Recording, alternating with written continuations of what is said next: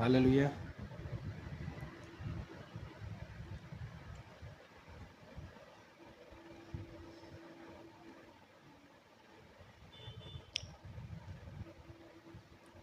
యోహాను సువార్త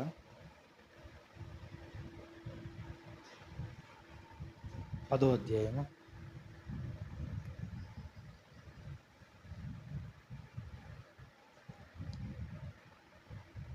27వ వచనం చదవండి.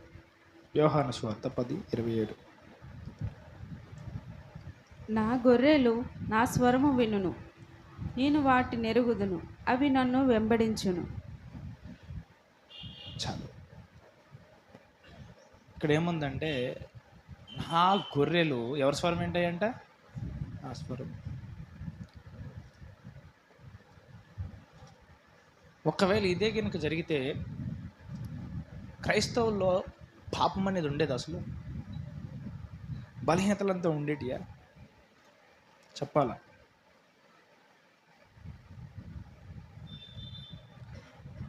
మీరు ఎక్కడి నుంచి అవుతారంటే,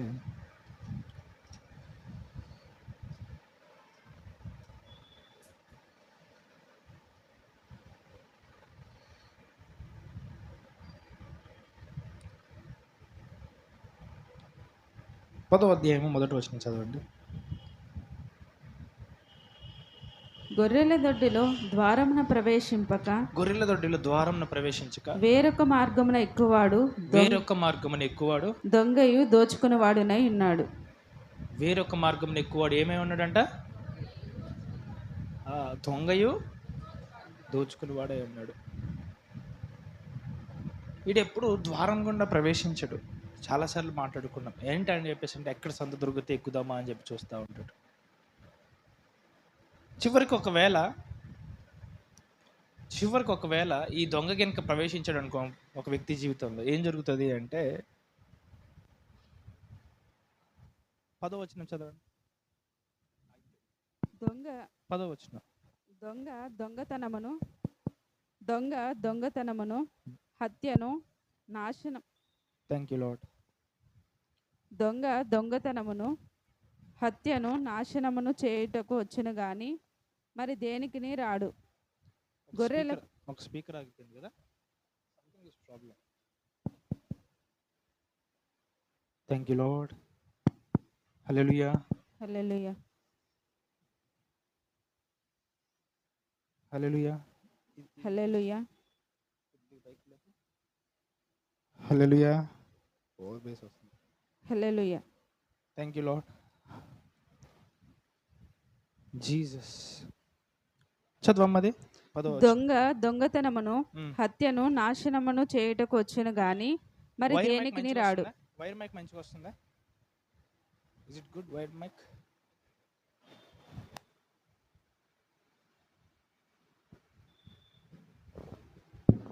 హల్లెలూయా.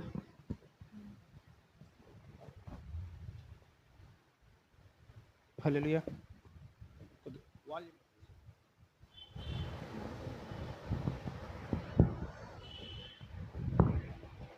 హల్లెలూయా. చదవండి అమ్మ, 10వ వచనం చదవండి. దొంగతనమును, హత్యను, నాశనమును చేయుటకు వచ్చును గాని మరి దేనికిని రాడు.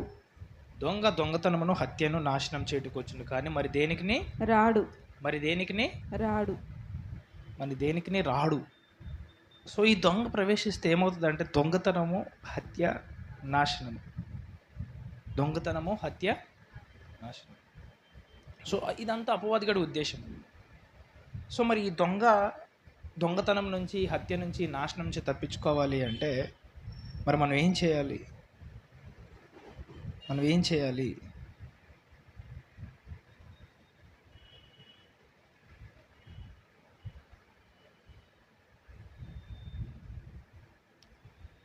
యోహాను సువార్త అదే 10వ అధ్యాయం 27వ వచనం చదవండి. నా గొర్రెలు నా స్వరము వినును. నా గొర్రెలు ఎవరి స్వరం వింటాయంట? ఒకవేళ దొంగ వచ్చాడు అనుకో, లేదా నాశనం చేయడానికి, హత్య చేయడానికి ఒకవేళ అపవాదిగా నీ జీవితంలో ప్రవేశిస్తే ఎవరి స్వరం వినాలి నువ్వు? యేసుక్రీస్తు యొక్క స్వరము వినాలి. చెప్పండి, ఈ రోజు నుంచి నేను నేను దేవుని స్వరమే వింటాను. నా గొర్రెలు నా స్వరము వినును. అలా అని చెప్పేసి అందరూ దేవుని స్వరమే వింటున్నారా? అలా అని చెప్పేసి అందరు దేవుని స్వరమే వింటున్నారా? అందరు దేవుని స్వరము వినట్లేదు. పేరు మోసిన వారు లేదా బైబిల్ గ్రంథంలో నీతిమంతులు అనబడిన వారు, పరిశుద్ధులు అనబడిన వారు కూడా కొన్నిసార్లు ఏది దేవుని స్వరమో ఏది అపవాది స్వరమో కనుక్కోవడంలో విఫలమైపోయారు. ఒకసారి ఏమైందంటే చూపిస్తా చూడండి, అది కూడా మీకు తెలుసా? ఎంతమంది తెలుసు ఈ వారంలో జరిగిన సంఘటన? ఎంతమంది తెలుసు? చేతుల పైకి ఎత్తండి. How many of you know? So తెలిసి మత్తయి సువార్త 16వ అధ్యాయము 13వ వచనం చదువుకుందాం. యేసు ఫిలిప్పుదైన కైసరయ ప్రాంతంలోకి వచ్చి మనిషి కుమారుడెవడని జనులు చెప్పుకొనుచున్నారని. నా గురించి జనాలు ఏమనుకుంటున్నారు నువ్వు చెప్పు అని చెప్పేసి ఎవరు అడుగుతున్నారంటే శిష్యుల్ని యేసుక్రీస్తు అడుగుతున్నాడు. శిష్యులందరిని అక్కడ పెట్టి మత్తయి సువార్త 16వ అధ్యాయం 13వ వచనం చూడండి. ఓపెన్ చేశారు అందరూ? చదవండి, ఇప్పుడు మళ్ళీ చదవండి. యేసు ఫిలిప్పుదైన కైసరయ ప్రాంతంలోకి వచ్చి మనిషి కుమారుడెవడని జనులు చెప్పుకొనుచున్నారని. కుమారుడు ఎవరు అని చెప్పేసి జనాలు ఏమనుకుంటున్నారని చెప్పేసి ఎవరిని అడుగుతున్నాడు? యేసయ్య తన శిష్యులను అడుగుగా వారు కొందరు బాప్తిసం ఇచ్చి యోహాన్ అనియు, కొందరు ఏలియా అనియు, కొందరు ఇర్మియా అనియు. అంటే ప్రజలలో డిఫరెంట్ ఫీలింగ్స్ ఉన్నాయి అన్నమాట. అంటే అందరూ ఒకటే అనుకుంటున్నారా? కానీ మనిషి కుమారుడు ఎంతమంది ఉన్నారు అక్కడ? ఒక్కడే ఉన్నారు. అంటే ఒక్కొక్కల ఆలోచన ఒక్కొక్క రీతిలో ఉంది. అంటే ప్రతి మనిషి ఒకటే ఆలోచిస్తాడా? ఆలోచించడు. ప్రతి మనిషి ఒకటే తెలుసుకుంటాడా? ఒకటే తెలుసుకోడు. డిఫరెంట్ ఆలోచిస్తున్నారు. ఇక్కడ ఏమన్నా ఆలోచిస్తున్నారు అంటే ఒకడు ఏమంటున్నాడంట, ఫస్ట్ ఏలియానా అండి, రెండోది ఏంటంటే ఆయన ఎవరు అనుకుంటున్నారంట అంటే అంతకు ముందే కొన్ని రోజుల ముందు ఎవరు చనిపోతారంటే బాప్తిజం ఇచ్చు యోహాన్ చనిపోతాడు. చనిపోయిన తర్వాత యోహాన్ యొక్క ఆత్మ యేసుక్రీస్తులోనికి వచ్చిందేమో అనుకుంటున్నారు కొంతమంది ఏమనుకుంటున్నాడంట ఆయన ఏలియా అనుకుంటున్నారంట. రాజుల గ్రంథంలో ఉన్నటువంటి ఒక ప్రవక్త అయినటువంటి ఏలియా అనుకుంటున్నారు. ఇంకొంతమంది ఏమనుకుంటున్నారంట ఇర్మియా. అందరూ ఒకటే అనుకుంటున్నారా? అందరూ ఒకటే అనుకోవట్లేదు. ఇప్పుడు నా గురించి, పాస్టర్ గారి గురించి, ఇతరుల గురించి అందరూ ఒకటే అనుకోవాల్సిన అవసరం లేదు.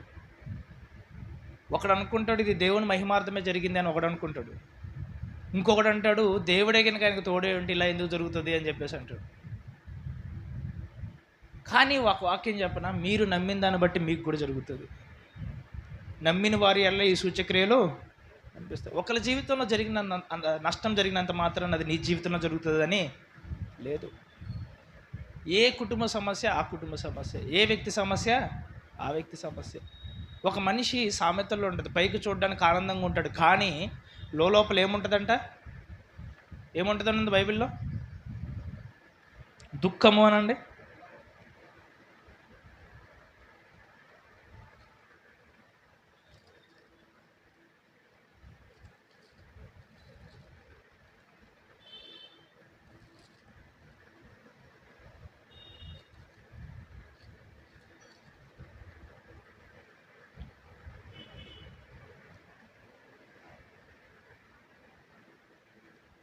సామెతల గ్రంథము 15వ అధ్యాయము 10వ వచనం చదవండి.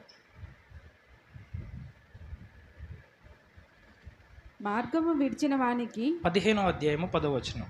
14వ అధ్యాయము 10వ వచనం. సామెతల గ్రంథము 14వ అధ్యాయము 10వ వచనం. ఎవని దుఃఖము వాని హృదయమునకే తెలియను, ఒకని సంతోషములో అన్యుడు పాలివాడు కానేరడు. ఎవని దుఃఖము వాడికే తెలియను. కానీ నీకు ఏం కనిపిస్తుందంట? పైకి ఆనందం మాత్రమే కనిపించవచ్చు కొన్నిసార్లు.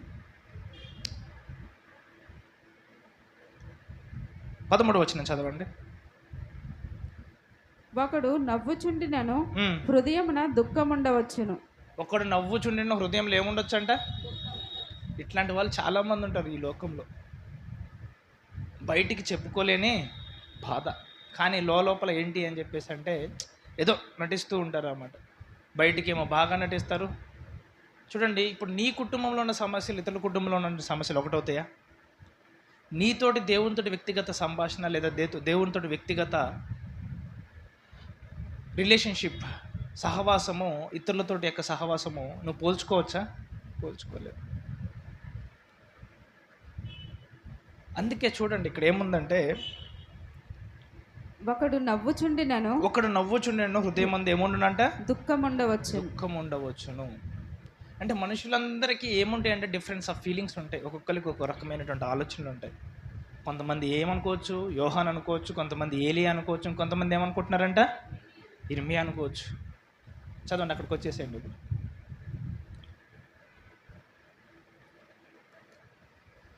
ఎక్కడ చదువుతున్నారు? మత్తయి సువార్త 16 నుంచి మళ్ళీ 19వ వచనం నుంచి, 13వ వచనం నుంచి. యేసు ఫిలిప్పుదైన కైసరయ ప్రాంతములకు వచ్చి మనిషి కుమారుడెవడని జనులు చెప్పుకొనిచున్నారని తన శిష్యులను అడుగగా వారు కొందరు బాప్తిసం ఇచ్చి యోహాన్ అనియు, కొందరు ఏలియా అనియు, కొందరు ఇర్మియా అనియు, లేక ప్రవక్తలలో ఒకడనియు చెప్పుకొనిచున్నారని. కొంతమంది ఇలా అలా అలా ఇలా ఇలా అని చెప్పి రకరకాలుగా యేసుక్రీస్తు గురించి చెప్పుకుంటున్నారు. చదవండి. అందుకాయన మీరైతే నేను ఎవడనని చెప్పుకొనిచున్నారని. మీరైతే, వాళ్ళందరూ సమస్య వదిలిపెట్టి మీరైతే నా గురించి మీరు ఏమనుకుంటున్నారు చెప్పండి అంటున్నాడు. అంటే శిష్యులను అడుగుతున్నాడు, నేనెవరని మీరు అనుకుంటున్నారు, నేనెవరని మీరు అనుకుంటున్నారు అని చెప్పేసి ఎవరిని అడిగాడు యేసుక్రీస్తు? శిష్యుల్ని అడిగినప్పుడు అందుకు ఎవరు రియాక్ట్ అవుతారో చూడండి. అందుకు సీమోను వాయిస్ రావట్లేదు, ఇంకొక వైర్ మైక్ పెట్టేసే, లేకపోతే ఇట్ ఈస్ గుడ్. ఈరోజు అవి అందులో ప్రాబ్లం ఉండి ఉంటుంది, అహుజా బాక్స్లో ప్రాబ్లం ఉండదు.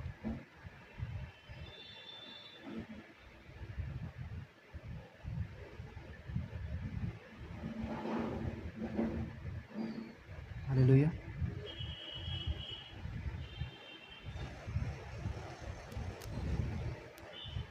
ఇది ఆపేసే మొత్తం ఓవరాల్, ఇది ఇక్కడ ఆపేసే అయిపోతుంది. Right continue. అందుకు సీమోను పేతురు, నీవు సజీవుడు వగు దేవుని కుమారుడు. సో యేసుక్రీస్తు నేను ఎవరని మీరు అనుకుంటున్నారని ఎవరిని అడిగాడు? ఇప్పుడు మ్యాటర్ ఎవరి దగ్గరకు వచ్చింది? శిష్యుల దగ్గరకు వస్తే ఎవరు రియాక్ట్ అయ్యారు? ఫస్ట్ పేతురు రియాక్ట్ అయ్యి చెప్తున్న సమాధానం మీరు చూడాలి. అందరు వినాలి ఈరోజు వాక్యం, చక్కగా వింటే మీకు అర్థమవుతుంది. లేకపోతే ఏంటంటే మీరు ఒక మాట అంటారు, దేవుడే ఇచ్చాడు, దేవుడే తీసుకున్నాడు, ఆయన సమయం వచ్చింది, దేవుడే తీసుకున్నాడు. రకరకాల డౌట్లు ఉంటాయి. ప్రార్థన చేసాము, అయినా ఎందుకు ఇలా జరిగింది, ఇన్ని డౌట్స్ ఉంటాయి. సో వీటన్నిటికీ ఈరోజు పరిష్కారం రాబోతుంది. కాబట్టి 2 వారాలు అదే మాట్లాడతాను నేను, మీకు తెలియాలి కాబట్టి. చదవండి అమ్మా అది. అందుకు సీమోను పేతురు, నీవు సజీవుడు వగు దేవుని కుమారుడైన క్రీస్తువని, నీవు సజీవుడు వగు దేవుడు కుమారుడైన క్రీస్తువని చెప్పాను. ఇప్పుడు వీళ్ళందరిలో ఎవరు రైట్ ఆన్సర్ చెప్పారు చెప్పండి? ఎవరు రైట్ ఆన్సర్ చెప్పారు? ఒకళ్ళేమో ఏలియా అన్నారు, ఇంకొకళ్ళేమో బాప్తిజం ఇచ్చు యోహాన్ అన్నారు, ఇంకొకళ్ళు ఏమన్నారు? ఇర్మియా అన్నారు. ఈ పేతురు అయితే ఏమన్నాడు? నువ్వు సజీవుడు వగు దేవుడు కుమారుడు వగు క్రీస్తువి అన్నాడు. ఇప్పుడు రైట్ ఆన్సర్ ఏం చెప్పండి?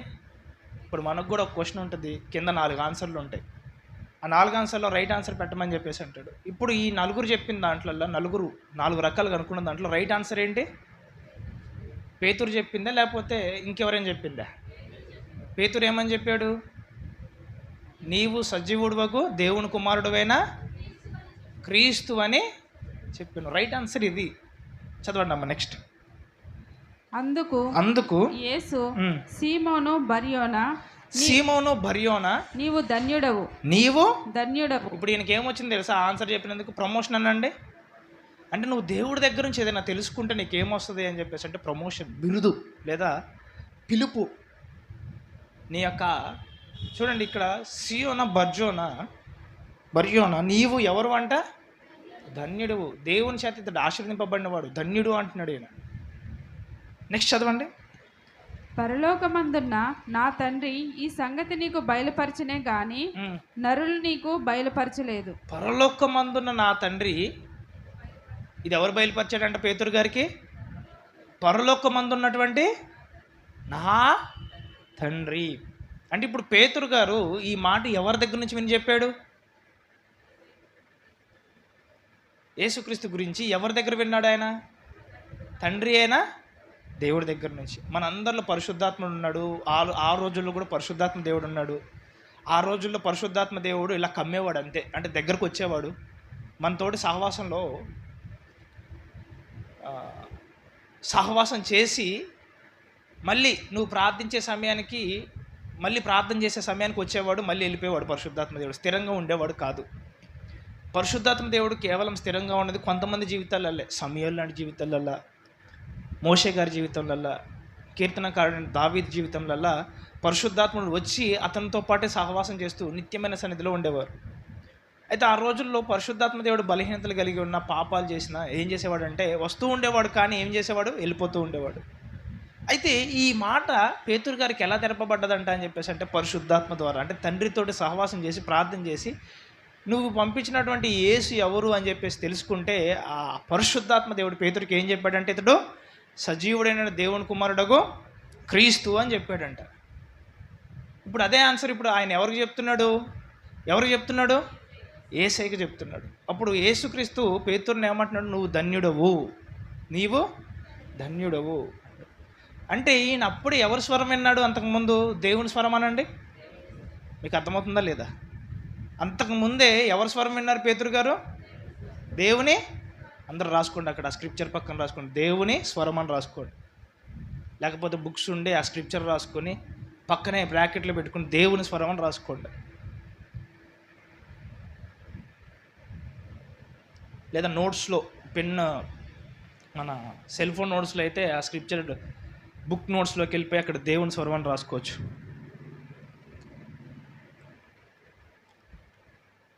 18వ వచనం చదవండి ఇప్పుడు.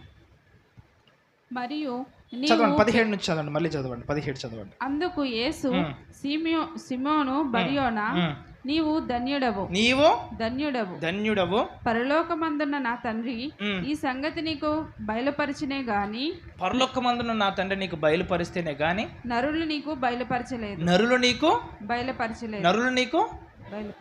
ఎవరు బయలుపరిచారంటున్నాడు? యేసుక్రీస్తు కూడా పరలోకమందున్నటువంటి తండ్రి. చదవండి, నెక్స్ట్ చదవండి ఇప్పుడు. మరియు నీవు పేతురవు, బ్రాకెట్లో పేతురు అనే శబ్దం నాకు రాయి అని అర్థము. ఈ బండ మీద నా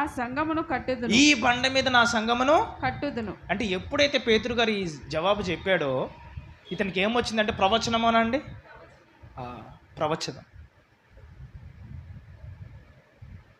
చూడండి, మొన్న చనిపోయినటువంటి బిడ్డ మీద కూడా అనేక ప్రవచనాలు ఉన్నాయి. అతడి గురించి ప్రార్థన చేసినప్పుడు దేవుడు అనేక ప్రవచనాలు చూపించాడు.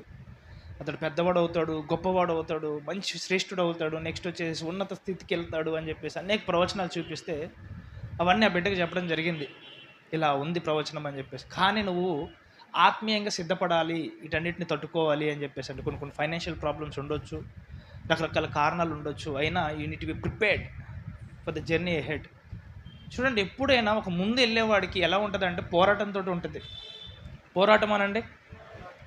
ఇప్పుడు నేను దేవుని నమ్మాను. ఎందుకు నమ్మానంటే నా తండ్రి అయినటువంటి మా నాన్నగారు దేవుని మొదట నమ్మారు కాబట్టి నాకు అది ఈజీ అయిపోయింది ఇప్పుడు దేవుని నమ్మటం. ఇప్పుడు అదే మొట్టమొదటిసారిగా నేనే దేవుని నమ్మితే నాకు ఎంత పోరాటం ఉంటుంది? ఆయన ఎన్నో పోరాటాలను జయించి నాకేమి ఇచ్చాడు? దేవుని యొక్క ఆత్మనిచ్చాడు, దేవుని ఇచ్చాడు, రక్షణ ఇచ్చాడు. నేను చెప్పేది అర్థమవుతుందా లేదా? అంటే మొదట వెళ్ళేవాడికి ఏముంటుంది అంటే శ్రమలు అనండి, రెండో వాడికి ఏముంటుంది అంటే సుఖము అనండి. నేను చెప్పింది ఎంతమందికి అర్థమవుతుంది? ఒకవేళ నీ పితరుల గురించి కానీ లేకపోతే నీ యొక్క తరాల గురించి కానీ నువ్వు శ్రమలు జయిస్తే ఆ తర్వాత తరానికి ఈజీ ఉంటుంది.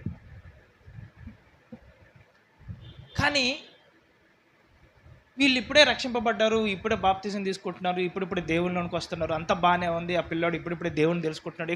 ఎక్కువ రోజులు కూడా కాదు.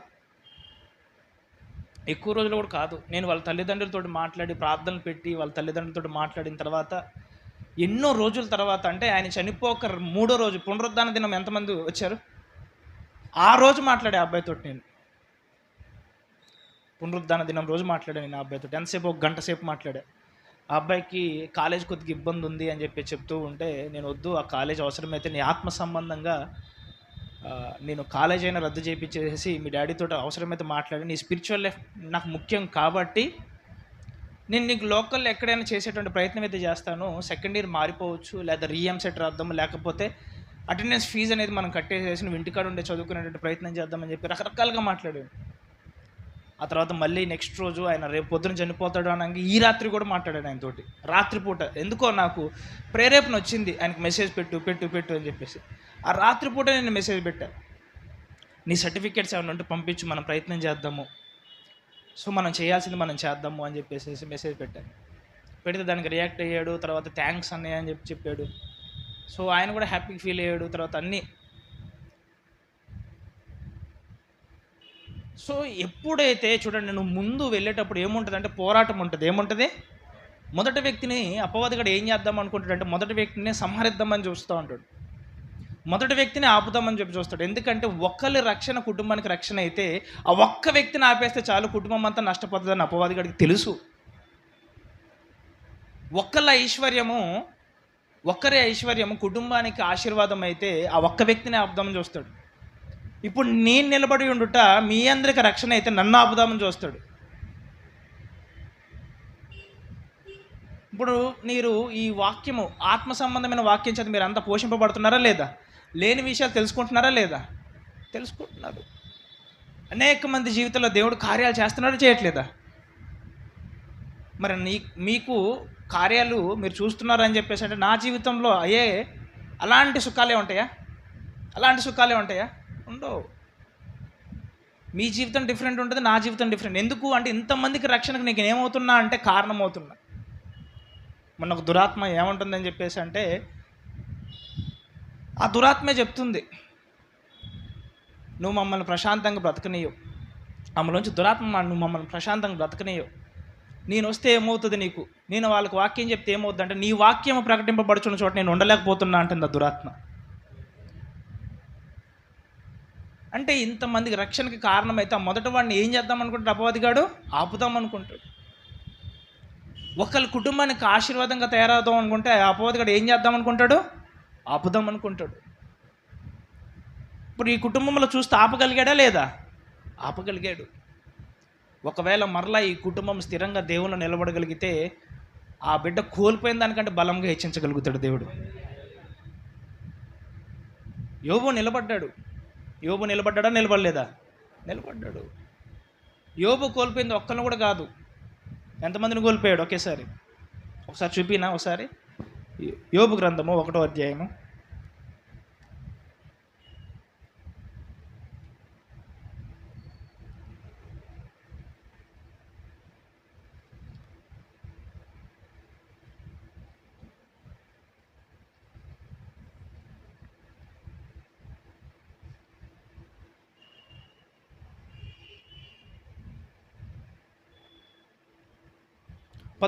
ఒకటో అధ్యాయం 13వ వచనం చదవండి.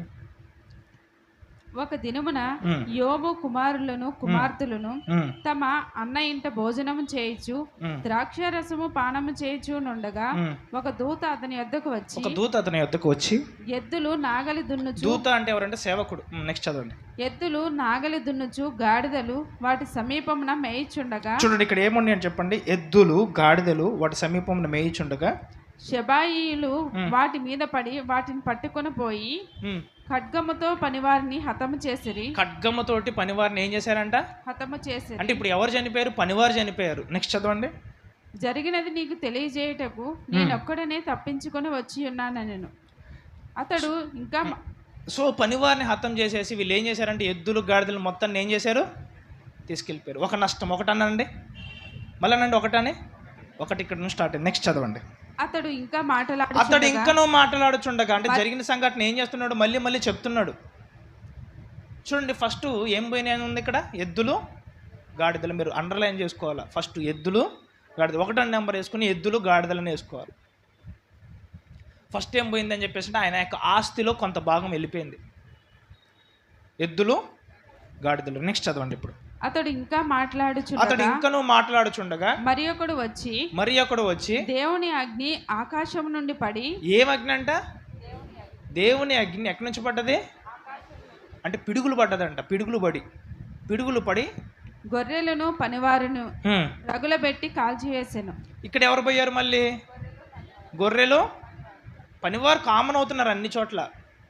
కానీ ఇక్కడ ఎవరు వెళ్ళిపోయారు? గొర్రెలు వెళ్ళిపోయి. అంటే సెకండ్ రౌండ్లో ఎవరు వెళ్ళిపోయారు? గొర్రెలు వెళ్ళిపోయి. ఆయన కష్టం పెరుగుతుందా తగ్గుతుందా? సరే గాడిదలు పోయాయి, ఎద్దులు పోయాయి, ఎత్తకపోయాడు అని చెప్పేసి అంటే మరలా మనకు దేవుడు ఆశీర్వదిస్తాడు, సంపాదించుకోవచ్చు అని చెప్పేస్తుంది. మళ్ళీ ఏమైపోయాయి అంట రెండో రౌండ్లో? ఏం వెళ్ళిపోయాయి? గొర్రెలు వెళ్ళిపోయాయి. నెక్స్ట్ చదవండి. అతడు ఇంకా మాట్లాడుచుండగా మరి ఒకడు వచ్చి కల్దీయులు 3 సమూహములుగా అతడు ఇంకా నువ్వు మాట్లాడుచుండగా అంటే దాని అర్థం ఏంటంటే అదే రోజా కాదా మళ్ళీ అన్ని? ఒక రోజే, మళ్ళీ ఎక్కువ డిఫరెన్స్ కూడా కాదు, ఒక రోజులోనే సమస్తం మళ్ళీ. నెక్స్ట్ చదవండి. అతడు ఇంకా మాట్లాడుచుండగా మరి ఒకడు వచ్చి కల్దీయులు 3 సమూహములుగా వచ్చి ఒంటెల మీద పడి వాటిని కొట్టుపోయి ఖడ్గము చేత పనివారిని చంపిరి. మళ్ళీ ఎవరు చంపేశారంట? పనివారిని చంపారు. ఏం ఎత్తుకుపోయారు మళ్ళీ? మూడో రౌండ్లో ఏముంది? ఒంటెలు. నెక్స్ట్ చదవండి అమ్మా. నీకు దానిని తెలియజేయుటకు నేను తప్పించుకొని వచ్చి ఉన్నాను. నేను వాటిని తెలియజేయటం నేను ఒక్కనే ఏం చేశానంట? తప్పించుకొని వచ్చి. నెక్స్ట్ చదవండి. అతడు మాట్లాడుచుండగా వేరొకడు వచ్చి నీ కుమారులను కుమార్తెలను తమ అన్న ఇంట భోజనం చేయొచ్చు. ఇది 4వ రౌండ్. చదవండి.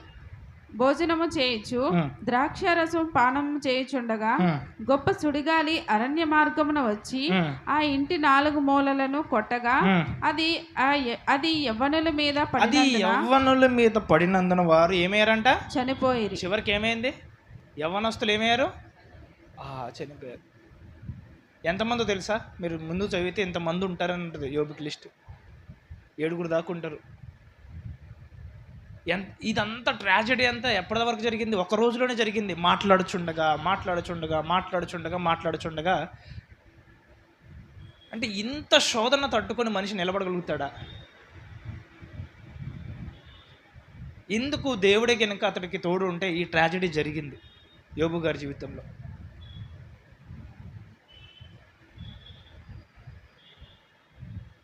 కొన్ని శ్రమలు నేను పరిపూర్ణుడిగా చేస్తాయి. హల్లెలూయా.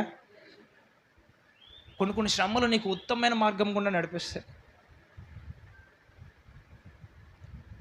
చూడండి, శ్రమ తర్వాత అంతమే అనుకుంటే ఈ లోకంలో అందరూ ఏమైపోవాలా? అంతమైపోవాలి అసలు చెప్పాలంటే. అంటే ఇంత కష్టంలో కూడా యోబు నిలబడగలిగాడా లేదా? నిలబడగలిగాడు. అందుకే యాకోబులో ఉంటుంది అనమాట, మీరు శోధన సంభవించినప్పుడు, శ్రమ వచ్చినప్పుడు యోబు గారు ఓర్పు మీకు తెలుసు కనుక అది ఉదాహరణగా తీసుకొని మీకు వచ్చినటువంటి కష్టంలో విశ్వాసం కలిగి ఉండండి, దేవుడు మిమ్మల్ని 2 ఆశీర్వదిస్తాడని ఉంటుంది. హల్లెలూయా. సో కష్టము, బాధ, ఇబ్బంది, శ్రమ తర్వాత ఏముంటుంది అంటే 2 ఆశీర్వాదం. అయితే ఇప్పుడు మనం అది కాదు, ఆశీర్వాదం గురించి కాదు మనం మాట్లాడదు, ఎందుకు వచ్చింది ఆ శ్రమ గురించి మాట్లాడుకుంటున్నాం. హల్లెలూయా. ఎందుకు వచ్చింది ఆ శ్రమ గురించి మాట్లాడుకుంటున్నాం. చదవండి ఇప్పుడు మత్తయి సువార్తకు వచ్చేసాడు. సో చివరి వచనం చదవండి అమ్మా. ఇది 21, 22 వచనాలు చదవండి. యోబు చదివేసేయండి, ఇది అయిపోద్ది. నెక్స్ట్కి వెళ్దాం. 21, 22. నేను నా తల్లి గర్భం నుండి దిగంబరినై వచ్చి తిని దిగంబరినై అక్కడికి తిరిగి వెళ్ళేదను.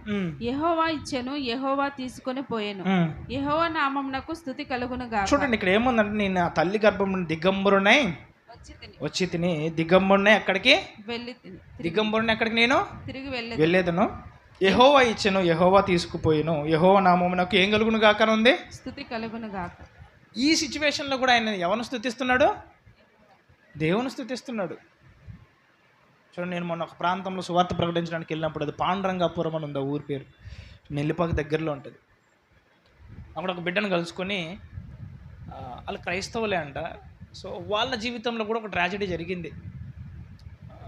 భార్య చక్కగా మందిరానికి వెళ్తుండే అంట, చక్కగా దేవుని యొక్క సేవ చేస్తుండే అంట, దేవుని యొక్క పనులన్నిట్లో తోడుగా ఉంటుండే అంట, చాలా దేవుని నమ్మినటువంటి విశ్వాసం అంట. సో ఆమె ఒక రోజు ఏమైందంట అని చెప్పేసి అంటే చర్చిలోకి వెళ్ళిందంట. అసలు ఏ రోగం లేదు, ఏ సింటము లేదు, చర్చికి రెగ్యులర్ వెళ్తుంది. ఆదివారం ప్రార్థన అంటే మానట్లేదు, శుక్రవారం ప్రార్థన అంటే మానట్లేదు, వెనస్డే ప్రేయర్స్ అంటే మానట్లేదు, గొలుసు ప్రార్థనలు మానట్లేదు, కుటుంబ ప్రార్థనలు మానట్లేదు. నిత్యము ఎక్కడ గడుపుతుందంటామా? ప్రార్థనలు గడుపుతుంది. ఇంత చక్కగా ఉండేదండి మా కుటుంబం, చాలా బాగుండేది, మా భార్య నేను ఇద్దరం మంచిగా కలిసి ఉండేవాళ్ళం, బాగుండే అని చెప్పి చెప్తున్నాడు ఆయన. చెప్తున్నప్పుడు ఒక 5 సంవత్సరాల క్రితం ఏం జరిగిందంటే, ఒకరోజు ఇలాగే ఒక పండగ వచ్చింది. ఆ పండగ రోజు చర్చికి వెళ్ళినప్పుడు మా భార్య ఆ చర్చిలోనే కూలబడ్డదండి. ఆ రోజు ఉపవాసం అయిపోయేలోపు కూలబడ్డది. హాస్పిటల్కి తీసుకెళ్తే భద్రాచలం తీసుకొస్తే భద్రాచలంలో అవ్వదన్నారు. నెక్స్ట్ ఖమ్మం ఇటు వెళ్తే ఎక్కడ అవ్వదన్నారు. నెక్స్ట్ కాకినాడ తీసుకెళ్ళమన్నారు. అక్కడికి వెళ్ళాము, 3 రోజులు ఉన్నాము. చివరికి మా భార్య చనిపోయింది అని ఆయన దుఃఖపడుతూ బాధపడుతూ చెప్తూ మళ్ళీ ఏమంటున్నాడు అని చెప్పేసి అంటే, నా జీవితంలో దేవుడు ఇలా ఎందుకు చేశాడు అని చెప్పేసి అంటున్నాడు. ఎందుకు ఇలా జరిగింది అని చెప్పేసి అంటూ పెద్దయినా, అదైతే జరిగిపోయింది, నువ్వైతే ధైర్యంగా ఉండు, దేవుడు కారణం లేకుండా ఏది చేయడు, హేతువు లేని శాపము తగ్గలదు అని బైబిల్ చెప్తుంది. హేతువు లేని శాపము తగ్గలదు. ప్రతి శాపానికి ఏముంటుందంటే తెలుసా, బైబిల్ గ్రంథం ప్రకారం చూసుకుంటే నువ్వు వెతికితే హేతు ఉంటుంది, కారణం ఉంటుందా ఉండదా, ఉంటుంది. సో దేవుడు ఏది ఆలోచించినా మంచి ఆలోచిస్తాడు. కొన్నిసార్లు మరణంలో కూడా ఆయన మంచి ఆలోచిస్తాడు తెలుసా. మరణంలో కూడా ఏం ఆలోచిస్తాడు ఆయన, మంచి ఆలోచిస్తాడు. ఒకవేళ భవిష్యత్తులో నీ రక్షణ నువ్వు కోల్పోతున్నట్లయితే, భవిష్యత్తులో నువ్వు ఇంత బ్రతికి ఇంత సేవ చేసి, లేకపోతే ఇంత దేవుడిని ఆరాధించి, ఇంత యథార్థమైన హృదయం కలిగి ఉండి భవిష్యత్తులో నీకు రక్షణ లేకుండా పోతుందని చెప్పేసి అంటే, ఏదో ఒక మరణం వచ్చేసి నిన్ను మరలా పరలోక రాజ్యం తీసుకెళ్ళిపోవచ్చు. ఆ భవిష్యత్తులో నువ్వు బ్రతికి ఉండి నరకంలో పడవేయబడుట కంటే ఇప్పుడు తండ్రి రాజ్యంలోకి ప్రవేశించుటే మేలు. అలా అని చెప్పేసి మీ విశ్వాసం కోల్పోయి, మీరు రక్షణ కోల్పోయి ఇలా ఉండొద్దు, స్థిరమై ఉండాలి మీరంతా. చూడండి, అందుకే వాక్యం ఏం చెప్తుంది, ఒక్కని యొక్క చెయ్యి వాడిని అభ్యంతరపరిచిన ఎడల చెయ్యి తీసేసుకొని ఎక్కడ రమ్మంటాడు, పరలోక రాజ్యం రా అంటాడు. ఒకవేళ నీ కన్ను నిన్ను అభ్యంతరపరిచిన ఎడల ఏం తీసేసామంటాడు, కన్ను తీసేసే. కాలు అభ్యంతరపరిస్తే కాలు తీసేసుకుని ఆయన ఎక్కడ రమ్మంటున్నాడు, పరలోక రాజ్యంలో. నువ్వు ఒకవేళ పరలోక రాజ్యంలో అలా అడుగు పెడితే మరలా అన్నీ సమకూర్చబడతాయి అంటే నీకు. పరలోక రాజ్యంలో డాగు కానీ, మచ్చ కానీ, లోపం కానీ ఏది ఉండదు. ఒకవేళ ఈ లోకంలో నువ్వు గుడ్డివాడిగా బ్రతికేవా, కుంటివాడిగా బ్రతికేవా, నువ్వు పరలోక రాజ్యం వెళ్ళిపోయిన తర్వాత నీకు మళ్ళీ శ్రేష్టమైన కళ్ళు ఇవ్వబడతాయి.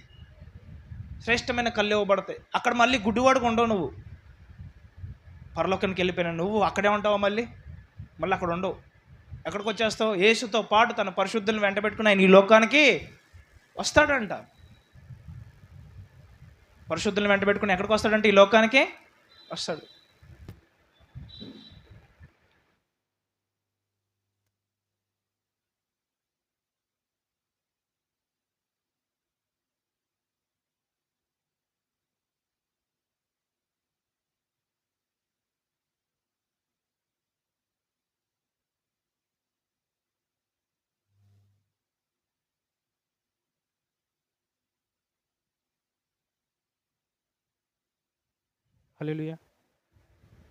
హల్లెలూయా, థ్యాంక్ యూ లార్డ్ జీసస్. ఇంకొద్దిగా హల్లెలూయా. ఓకే, యేసుతో పాటు తన పరిశుద్ధులను ఏం చేస్తాడంటే ఆయన కొద్దిగా లైట్ టచ్ చెప్పి అంతే. హల్లెలూయా, థ్యాంక్ యూ లార్డ్ జీసస్. యేసుతో పాటు తన పరిశుద్ధులను ఏం చేస్తాడంటే ఆయన వెంట పెట్టుకుని వస్తాడు. తన వారిని వెంట పెట్టుకుని వచ్చినప్పుడు ఎప్పుడైతే ఈ దేహాల ఆత్మలు చూసాయో, యేసుని చూసాయో, పునరుద్ధానమందు ఆ దేహాలన్నీ మరలా లేపబడతాయంట. హల్లెలూయా. సో క్రీస్తునందు మనకు నిరీక్షణ ఉందా లేదా, ఉంది. అందుకే బైబిల్ ఏముంటుందని చెప్పేసి అంటే, పునరుద్ధానమును నేనే, జీవమును నేనే. ఒకవేళ ఇప్పుడు నీకు జీవం రాలేదనుకోండి, నువ్వు యేసునందు నిద్రించావు, భవిష్యత్తులో నీకేం రాబోతుందంటే పునరుద్ధానం రాబోతుంది. హల్లెలూయా. ఒకవేళ దేవుడు నీకు ఇప్పుడు జీవంతో ఉంచాడా, హల్లెలూయా. ఒకవేళ ఇప్పుడు ఆ జీవం లేకుండా నువ్వు మరణించావా, నిద్రించావా, మళ్ళీ ఏముందంటే నీకు పునరుద్ధాన దినమందు మరలా నూతనమైన శరీరము, నూతనమైనటువంటి ఆత్మ, తర్వాత నెక్స్ట్ వచ్చేసి నూతనమైనటువంటి దేహము. సో అందుకే పౌలు గారు అంటాడన్నమాట, నిద్రించిన వారి గురించి రాయకుండా నాకు ఇష్టం లేదు. సో మరలా వారందరూ సజీవులుగా లేపబడతారు క్రీస్తు దినమందు అని చెప్తాడు. హల్లెలూయా. సో మనం అందరం లేపబడాల్సిందే. మళ్ళీ ఏముందంటే ఈ భూమి మీద 1000 ఏళ్ళ పాలన ఉంటుంది. 1000 ఏళ్ళు ఇదే భూమి మీద ఉండబోతున్నాం. ఇదే మట్టి, ఇదే కుర్చీలు, ఇదే మైక్, ఏం మార్చబడదు. కాకపోతే భూమి మీద ఏముంటుందంటే యేసుక్రీస్తు మనతో పాటు వచ్చి పరిశుద్ధులను వెంట పెట్టుకుని వచ్చి ఆయన భూమి మీదే ఉంటున్నాడు. కాబట్టి భూమి మీద ఏముంటుందంట అంటే మొత్తము భూమి అంతా సమాధానం ఉంటుందంట. శత్రువు అనేవాడు ఉండడు. ఒకవేళ అన్యజనుడు అనేవాడు ఉన్నా కూడా వాడు మనకి అటాక్ చేయడు, భయపడుతూ ఉంటాడు. ఈ రోజుల్లో మనం అన్యజనులకు భయపడుతున్నామా లేదా? వాడు ఏం చేస్తాడు, సువార్త ప్రకటిస్తే ఏం జరుగుతుంది? ఈ సువార్త విషయంలో నెక్స్ట్ వాడు అపోజ్ చేస్తాడా, లేకపోతే మన అటాక్ చేస్తాడా, కొడతాడా, లేకపోతే నెక్స్ట్ వచ్చి జైల్లో పెడతాడా అని రకరకాల భయం గుండా సంఘం వెళ్తుంది ఇప్పుడు. ఆ రోజుల్లో పరిపాలన అధికారం అంతా ఎవరికి ఇస్తాడంటే తెలుసా? దేవుడు క్రైస్తవులకు ఇస్తాడంట. హల్లెలూయా. సమస్తమును ఎక్కడ ఉంచుతాడంట తెలుసా? సమస్తమును, ఆ మరణాన్ని సైతం అంట సంఘం యొక్క పాదాల కింద ఉంచుతాడంట. హల్లెలూయా. అందుకే ఆఖరికి నశింపబో శత్రువు ఎవరు అంటే ఏమని ఉంటుంది బైబిల్లో? మరణము అని ఉంటుంది. అంటే చిట్ట చివరిగా ఆ 1000 ఏళ్ల పాలనలో దేవుడు దేన్ని నశింపజేస్తాడంటే ఆ మరణాన్నే తీసేయబోతున్నాడంట క్రైస్తవుల నుంచి. నువ్వు యొక్క 20-30 సంవత్సరాల లేదా 60-70-80 సంవత్సరాల జీవితంలో నువ్వు యేసుక్రీస్తుని కాంప్రమైజ్ అయిపోతే నీకు 1000 సంవత్సరాలు కాంప్రమైజ్ అయిపోయినట్టు. 1000 సంవత్సరాల తర్వాత మళ్ళీ ఏముంటుందంటే కొత్త భూమి, కొత్త ఆకాశం. అప్పుడు మనం యుగ యుగములు దేవునితో పాటు నివసించదము అని బైబిల్లో ఉంది. అంటే 1000 సంవత్సరాలు దాటిన తర్వాత మళ్ళీ ఎంతకాలం అంటే యుగ యుగములు ఎవరితో పాటు ఉంటాం మనము? యేసయ్యతో పాటు. చూడండి, నువ్వు దేవుణ్ణి అంగీకరించి, ప్రభువుగా అంగీకరించి యేసుక్రీస్తుని తెలుసుకున్నందుకు ఈ చిన్ని జీవితంలో విశ్వాసం కలిగి స్థిరంగా ఉన్నందుకు నీకు ఎంత జీవితాన్ని దేవుడు ఆఫర్ చేస్తున్నాడో చూడండి. నీ 80-60 సంవత్సరాల జీవితంలో నువ్వు విశ్వాసాన్ని కాపాడుకున్నట్లయితే యుగ యుగాలు నువ్వు ప్రభువుతో పాటే ఉండొచ్చు అంట. అదెంత గొప్ప మహిమ. కొంతమందిని ఫ్రెండ్స్ని నువ్వు కలిస్తే ఏమంటారంటే వాళ్ళతో పాటే ఉండాలనిపిస్తుంది. అవునా కదా? కొంతమంది స్నేహితులు, చుట్టాలు కానీ, బంధువులు కానీ ఎవరైనా ఇంటికి వచ్చారనుకోండి, వాళ్ళు వెళ్ళిపోతుంటే బాధ అనిపించదా? ఇప్పుడు సపోజ్ ఆ కుమారుడు చూడండి, హాస్టల్ నుంచి ఇంటికి వచ్చాడు అనుకోండి, వెళ్తున్నప్పుడు తల్లిదండ్రులకి ఎలా ఉంటుంది? పంపే బుద్ధి అయిద్దా? అరే ఇంకో 2 రోజులు సెలవులు ఉంటే బాగుండని చెప్పేసి అనిపిస్తుంది. అలాంటిది మనం యుగ యుగములు దేవునితో పాటు ఉంటామంటే ఊహించుకోండి మీరు ఎలా ఉంటుందో. అందుకే రక్షణని ఎవరు కాంప్రమైజ్ చేసుకోవద్దు. చూడండి, నిన్న జరిగినటువంటి సంఘటన ఏంటంటే, ఆయన అంత పరిస్థితుల్లో కూడా ఆయన ఏమని మాట్లాడుతున్నాడంటే, మోకరించి లాస్ట్కి సమాధిలో పెట్టే దగ్గర ఆయన మోకరించి తన కుమారుడి మీద పడి ఏమంటున్నాడంటే, మేము నిద్రిస్తాము, మేము ఒకరోజు చనిపోతాము, మేము ఒకరోజు పాతి పెట్టబడతాము, మా ఆత్మలు మరలా సజీవంగా లేపబడతాయి, మేమందరము మరలా నేను కలుసుకుంటాము అంటున్నాడు ఆయన. నేను ఈ దేవుని విడిచిపెట్టను రా, నువ్వు వెళ్ళిపోయావేమో, కానీ నా దేవుడు నా జీవితం నుంచి వెళ్ళిపోలేదు, ఆయన్ని మాత్రం నేను విడిచిపెట్టను అంటున్నాడు ఆయన. అంత స్థితిలో కూడా నేను అనుకున్నా వేరేదేమన్నా అంటాడేమో అనుకున్నా, ఎందుకు ఇలా చేసావని చెప్పేసి అంటాడు అనుకున్నా. కానీ లాస్ట్కి మేము బయలుదేరి వచ్చే ముందు ఆయన లాస్ట్కి నాతో మాట్లాడేటప్పుడు అన్న జవాబు ఏంటి అని చెప్పేసి అంటే, నేను ఇంతవరకు దేవుణ్ణి ఇలా కూడా అడగలేదండి, నాకు ఎందుకు ఇలా చేసావని కూడా అడగలేదు. నేను నా మాటలో కానీ నా యొక్క క్రియలో కానీ నేను దేవుణ్ణి అసలు దూషించలేదు అంటున్నాడు ఆయన. నాకు ఆశ్చర్యం వేసింది. ఈ రోజుల్లో విశ్వాసులు ఎలాగున్నారని చెప్పి చూస్తే, ఒక చిన్న అద్భుతం జరగలేదని చెప్పేసి దేవుని విడిచిపెట్టే వాళ్ళు ఉన్నారు, ఒక చిన్న కార్యం జరగలేదని చెప్పి దేవుని విడిచిపెట్టేవారు ఉన్నారు. నేను అనుకున్నాను ఇది దేవుడు చేయలేదు, దేవుడు చేస్తాడు అనుకున్నాను, చేయలేదు, అందుకే దేవుడి మీద వ్యతిరేకమైన స్వభావం వచ్చింది, చేదు వచ్చేసింది, నేను విడిచిపెట్టేశాను. చూడండి, పరిస్థితి మంచుకున్నప్పుడు ఎవరైనా దేవుడి విశ్వాసం గురించి మాట్లాడతారు, ఎవరైనా గొప్పగా చెప్తారు. నువ్వు చెప్పొచ్చు, నేను చెప్పొచ్చు. ఈరోజు వాక్యం నిలబడి నేను చెప్తున్నా అని చెప్పేసి అంటే, ఈరోజు అంతా నాకు బాగుంది కాబట్టి నేను అంత చెప్తున్నానేమో. కొన్నిసార్లు పరిస్థితులు ఎదురైనప్పుడు అప్పుడు ఏం మాట్లాడతాం అనేది నీ నిజమైన విశ్వాసం కొలవబడుతుంది.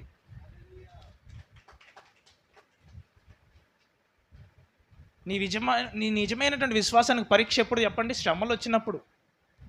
బంగారంగా పిలువబడుతుందంటే ఎలా పిలువబడుతుంది? 24 క్యారెట్లు 100% ప్యూర్ అని చెప్పేసి ఎలా పిలువబడుతుంది? అది అగ్నిగుండా పరీక్షింపబడితేనే కానీ బంగారం అని తేలదంట.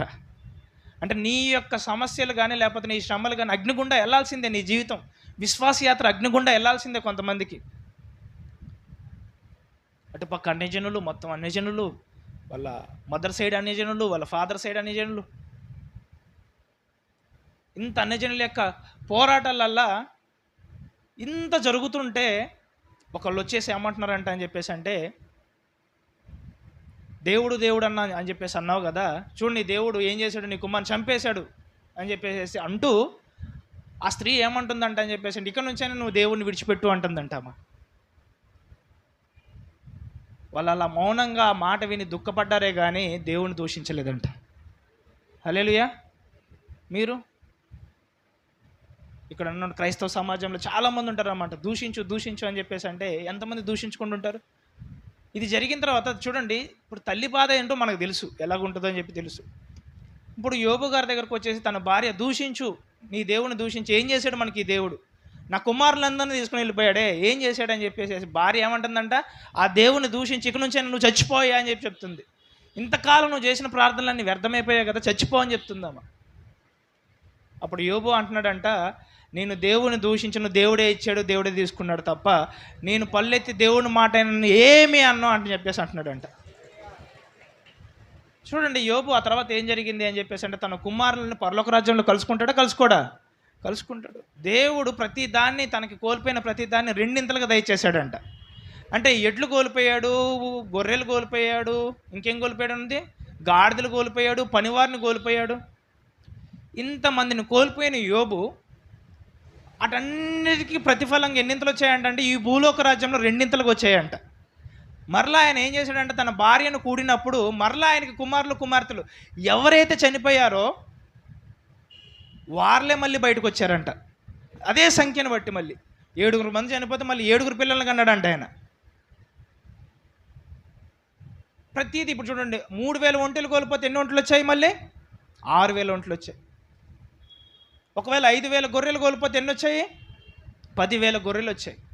రెండింతల ఆశీర్వాదం వచ్చింది. గొర్రెలన్నీ దేవుడు లేదా మేకలన్నీ ఐశ్వర్యం అంతా ఈ లోకంలో అనుగ్రహిస్తే మనుషులను మాత్రం రెండింతలు ఇచ్చాడా? ఇవ్వలేదు. రెండింతలు ఇచ్చాడా? ఇవ్వలేదు. కానీ యోబుకి రెండింతల ఆశీర్వాదం కలిగింది అన్ని విషయాలలో, పిల్లల విషయాలలో కూడా.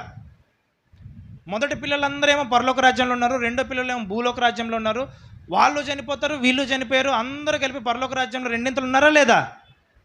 దేవుడు లెక్క తప్పడు. ఇస్తానంటే ఇస్తాడు, అంతే. అది హల్లెలూయా. చదవండి అమ్మ, మొదటి పేతురు, అదే మత్తయి సువార్త 16వ అధ్యాయం.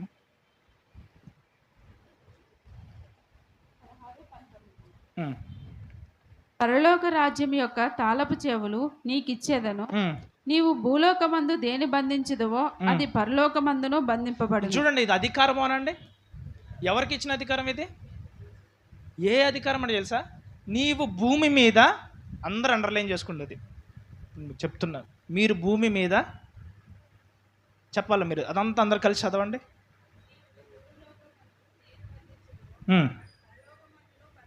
మీరు భూలోకంలో దేన్ని బంధించేదరో అది పరలోకమందును ఎక్కడ బంధిస్తాడంట? అంటే ఒకవేళ పేతురు గారు ఈ భూలోకంలో మరణాన్ని బంధిస్తే అది ఎక్కడ బంధింపబడుతుందంట? పరలోకంలో.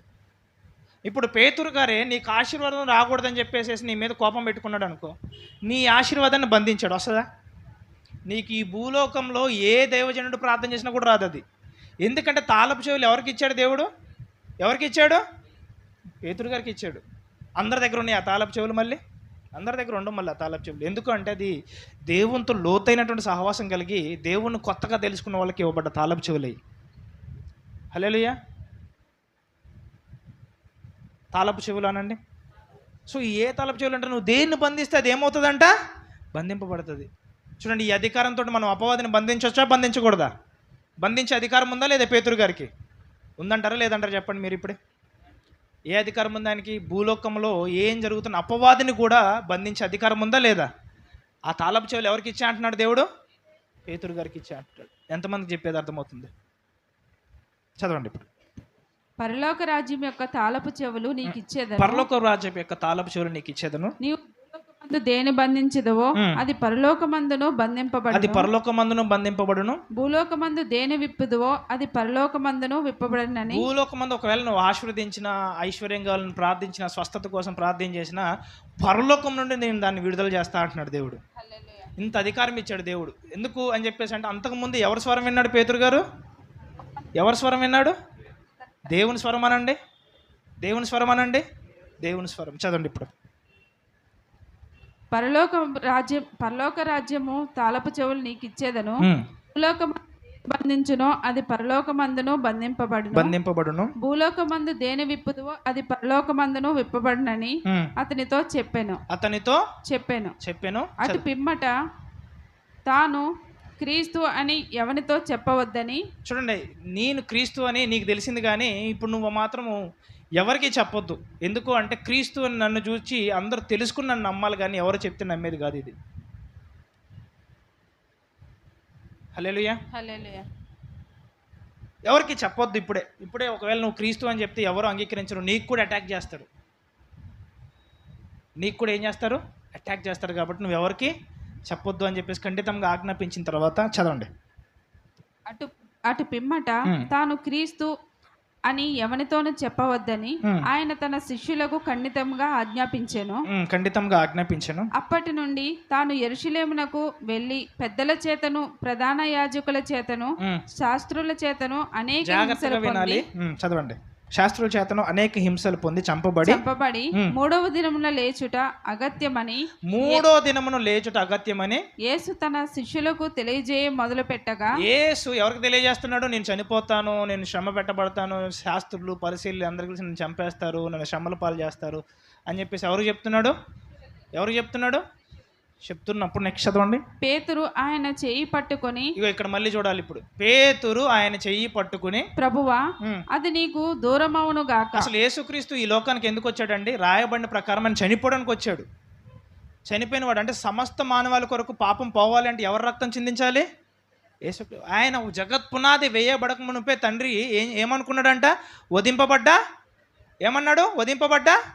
గొర్రెపిల్ల. అయితే ఇప్పుడు పేతురు గారు ఏమంటున్నాడు? వద్దు అంటున్నాడు ఆయన్ని. అలా చేయొద్దు. చదవండి, మళ్ళీ చదివేసిండి అయిపోద్ది. పేతురు ఆయన చెయ్యి పట్టుకొని ప్రభువా అది నీకు దూరమవును గాక. అది నీకేమవ్వాలంట? దూరమవును గాక. అయితే ఇప్పుడు పేతురు గారికి ఇందాకేమో దేవుని స్వరం విన్నాడు, ఇప్పుడు దేవుని స్వరం విన్నాడా? దేవుని చిత్తాన్ని తెలుసుకున్నాడా? ఇందాక ఎవరి చిత్తాన్ని తెలుసుకున్నాడు? ఈయన ఎవరో అని చెప్పేసి, మనిషి కుమారుడు ఎవరో అని చెప్పేసి దేవుడి దగ్గర తెలుసుకుంటే ఆయన సజీవుడైనటువంటి క్రీస్తు అని తెలపబడ్డది. కానీ ఇప్పుడు దేవుని చిత్తాన్ని తెలుసుకున్నాడా? తెలుసుకోకుండా ఏం చేశాడని చెప్పేసి, ఇందాకేమో దేవుని యొక్క ఆత్మ కలిగి మూవ్ అయితే ఇప్పుడు తనలో ఉన్నటువంటి ఎమోషన్ బట్టి మూవ్ అవుతున్నాడు. దేన్ని బట్టి మూవ్ అవుతున్నాడు? Emotion, feeling. చదవండి. పేతురు ఆయన చేయి పట్టుకొని ప్రభువా అది నీకు దూరమవును గాక. అది నీకేమవును గాక? దూరమవును గాక. ఇప్పుడు చూడండి, ఇది కనుక పేతురు ఆయనకు దూరం చేస్తే ఎంతమందిని రక్షణ దూరం చేసినట్టు మీరు చూడాలి. ఎంతమందిని రక్షణ దూరం చేసినట్టు? ఇప్పుడు నువ్వు నేను రక్షింపబడ్డామంటే ఆయన శిలువలో రక్తం కార్చాడు, ఆయన 3వ దినంన తిరిగి లేచాడు. ఇది ఏమంటున్నాడు పేతురు గారు? అది నీకు దూరమవును గాక అంటున్నాడు. తెలిసి అంటున్నాడా? తెలియక అంటున్నాడా? తెలిసి అంటున్నాడా? తెలుసుకోకుండా అంటున్నాడా? ఇందాక తెలుసుకున్నాడా? తెలుసుకోలేదా? ఇప్పుడు తెలుసుకున్నాడా? తెలుసుకోకుండా ఏం మాట్లాడుతున్నాడు? ఏదో పడితే అది మాట్లాడేస్తున్నాడు. ఇప్పుడు నేను చెప్పింది ఎంతమందికి అర్థమవుతుంది? అంటే ఒకే మనిషిలో 2 స్వరాలు వినపడుతున్నాయి మీకు? వినపడుతున్నాయా లేదా? చదవండి, నెక్స్ట్ చదవండి. అది నీకెన్నడును కలుగదని.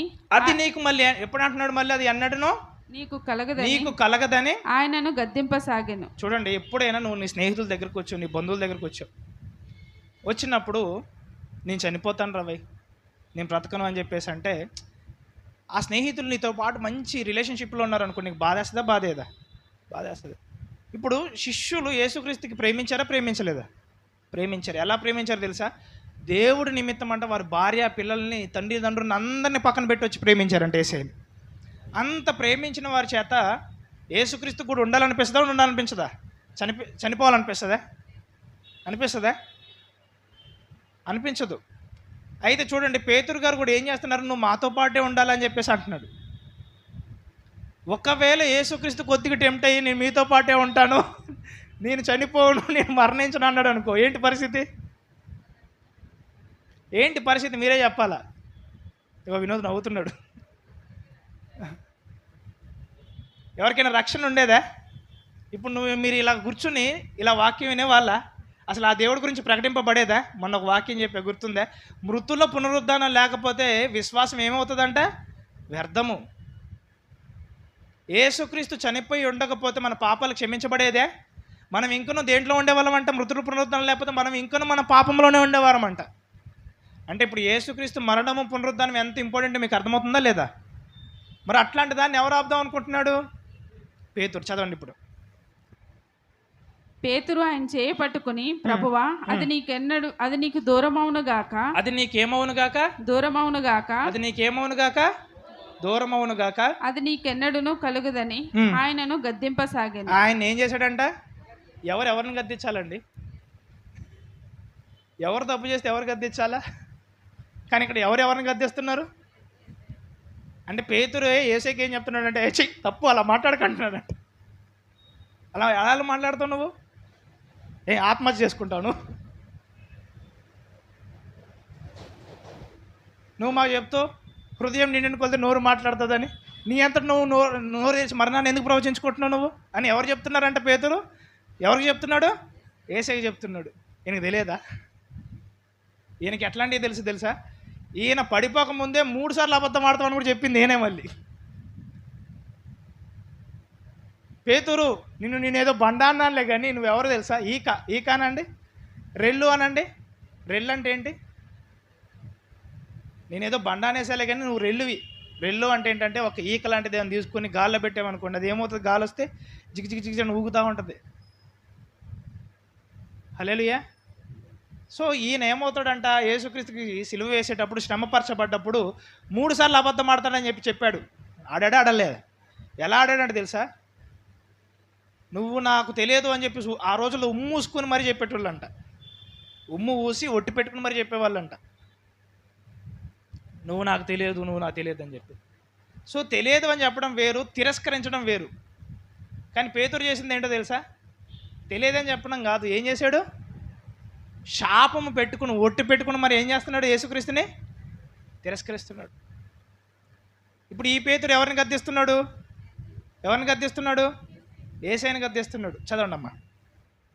అయితే ఆయన పేతురు వైపు ఇప్పుడు చూడాలి. ఇప్పుడు ఆయన పేతురు వైపు తిరిగి, సాతానా నా వెనుకకు పొమ్ము. సాతానా నా వెనుకకు అంటే ఇప్పుడు పేతురు గారు మాట్లాడిన మాటలు ఎవరు మాటలే అంటున్నాడు? మీకు ఎంతమందికి అర్థమైంది? అంటే ఒకే మనిషి దేవుని ఆత్మచేత నడిపింపబడవచ్చు, ఒకే మనిషి దెయ్యపు ఆత్మచేత కూడా నడిపించబడవచ్చు. దేవుని యొక్క ఆత్మచేత నడిపింపబడితేనేమో ఆత్మయే జీవింపజేయుచున్నది, కానీ శరీరం కేవలం నిష్ప్రయోజనము. ఆత్మయే జీవము, కానీ ఆత్మానుసారమైన మనస్సు జీవము, సమాధానమే ఉంది. శరీరానుసారమైన మనస్సు మరణమే ఉంది. సో ఇప్పుడు దేవుడు నడిపిస్తే ఏమొచ్చేది? బయట ఆత్మ నుంచి ఏమొచ్చేది? ఆయనలో నుంచి జీవము, సమాధానం వచ్చేది. ఒకవేళ అపవాది చేత నడిపింపబడితే ఏమొస్తుంది? మరణం. ఇప్పుడు ఎంతమందికి అర్థమైంది మరణం ఎక్కడి నుంచి వచ్చిందో? అంటే ఒకే ఒక్క వ్యక్తి ఎన్ని ఆత్మచేత నడిపింపబడవచ్చు? దేవుని యొక్క ఆత్మచేత, అపవాది ఆత్మచేత. దేవుని యొక్క ఆత్మచేత నడిపింపబడ్డప్పుడు ఏం వస్తుంది బయటికి? అపవాది ఆత్మచేత నడిపింపబడ్డప్పుడు మరణం. ఎంతమందికి అర్థమని చెప్పింది? అంటే ఇదే వ్యక్తి అంతకు ముందే కదా విన్నది దేవుడి దగ్గర నుంచి. ఇంత కంటిన్యూషనే కదా. అంతకు ముందే ఎవరి దగ్గర నుంచి విన్నాడు? మీరు చెప్పాలి నాకు. ఎవరి దగ్గర నుంచి విన్నాడు? ఇప్పుడు ఎవరి దగ్గర నుంచి వింటున్నాడు?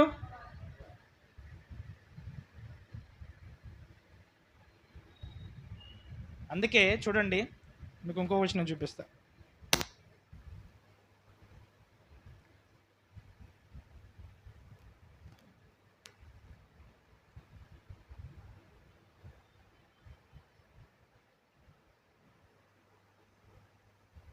ద్వితీయోపదేశ ఖండము 30వ అధ్యాయము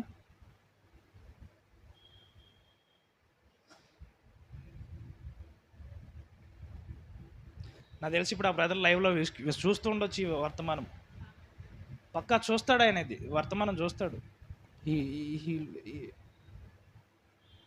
నిన్న ఆయన అంత పరిస్థితులు కూడా నాకే వాక్యం చెప్పు అంటున్నాడు అక్కడ. How faith it is.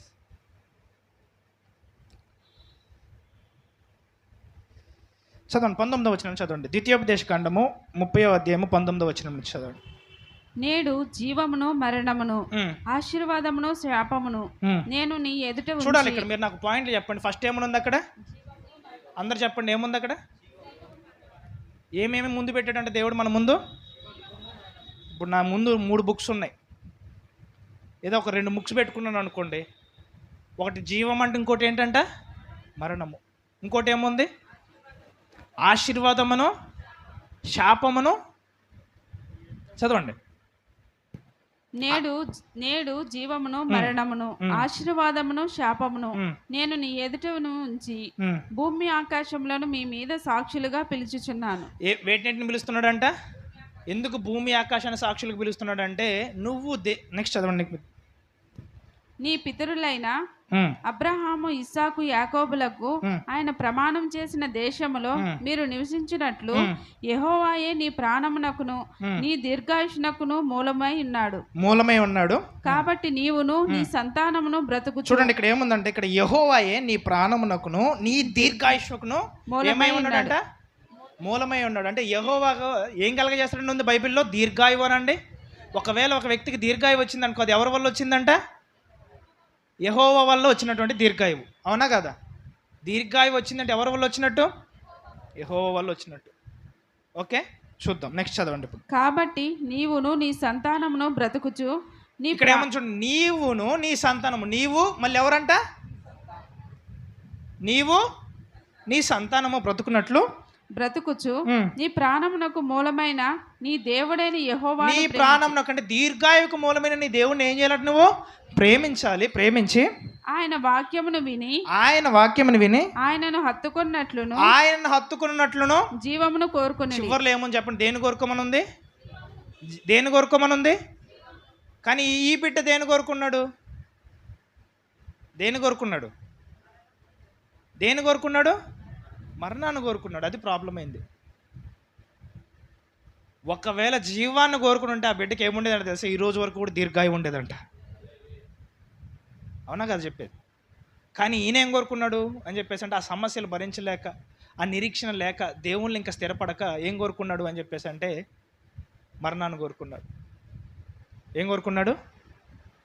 చూడండి, నువ్వు ఏది కోరుకుంటే అది జరుగుతుంది అంటే, అవును జరుగుతుంది. మనిషి ఏం ఆలోచిస్తాడో అదే అయ్యి ఉంటాడు. బైబిల్ అదే చెప్తుంది. నువ్వు ఒకవేళ ఏదైతే ఆలోచిస్తున్నావో, ఇప్పుడు మీలో ఎవడికోడికి దుఃఖం వచ్చేసేసి లేదా పాపంలో పడిపోయి శ్రమలు అనుభవిస్తూ చచ్చిపోవాలని కోరుకోండి. ఎందుకు సారో చూస్తాను నేను ఒక 4-5 సార్లు అనుకోండి, ఖచ్చితంగా చూడండి ఒకరోజు ఆ థాట్ అనేది నీకు ఓవర్టేక్ చేసేస్తుంది ఇంకా.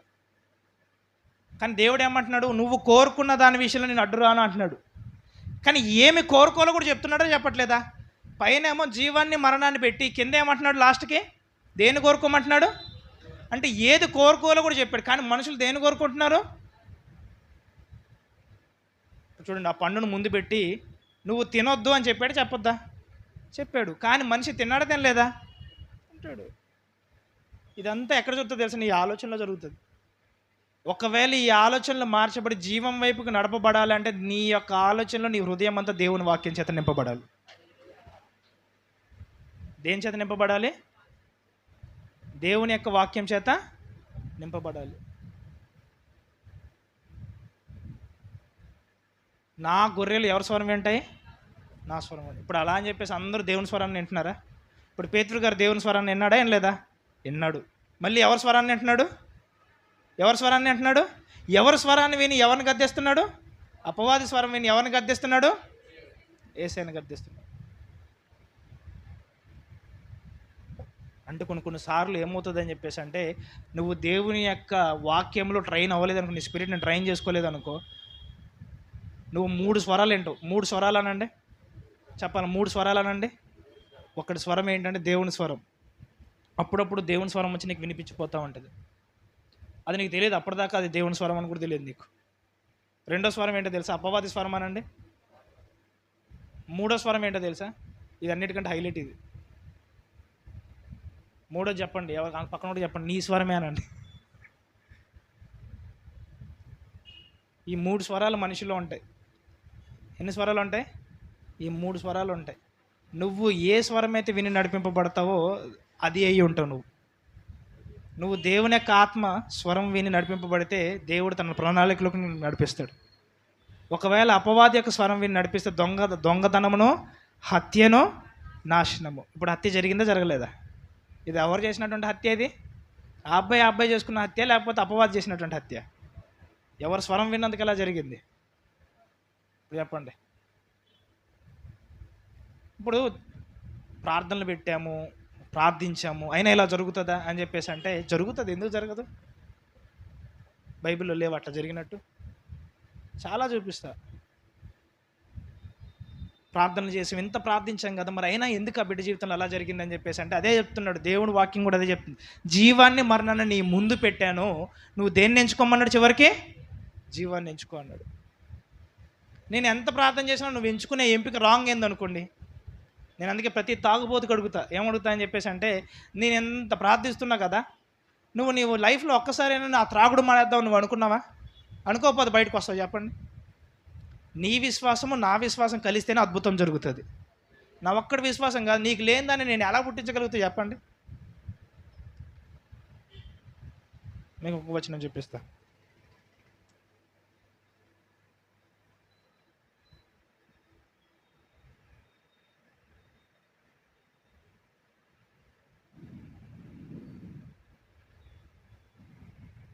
అపోస్తుల కార్యములు 14వ అధ్యాయం 9వ వచనం చదవండి. 8వ వచనం చదవాలి. ఇంకొక 10 నిమిషాలు ఉంటుంది, మీరు భరించాలి ఈ రోజుగా.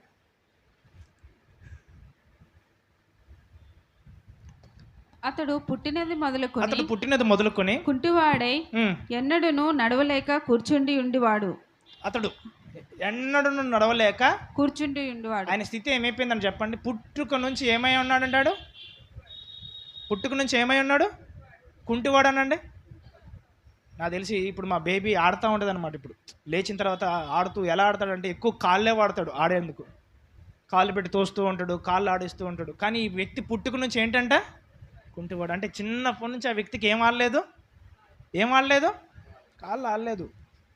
ఇప్పుడు ఆయనకి ఎంత వయసు వచ్చింది అని చెప్పేసి అంటే యవ్వన ప్రాయం ఒక ఉన్నత స్థితికి వచ్చేంతవరకు అంత వయసు వచ్చేసింది.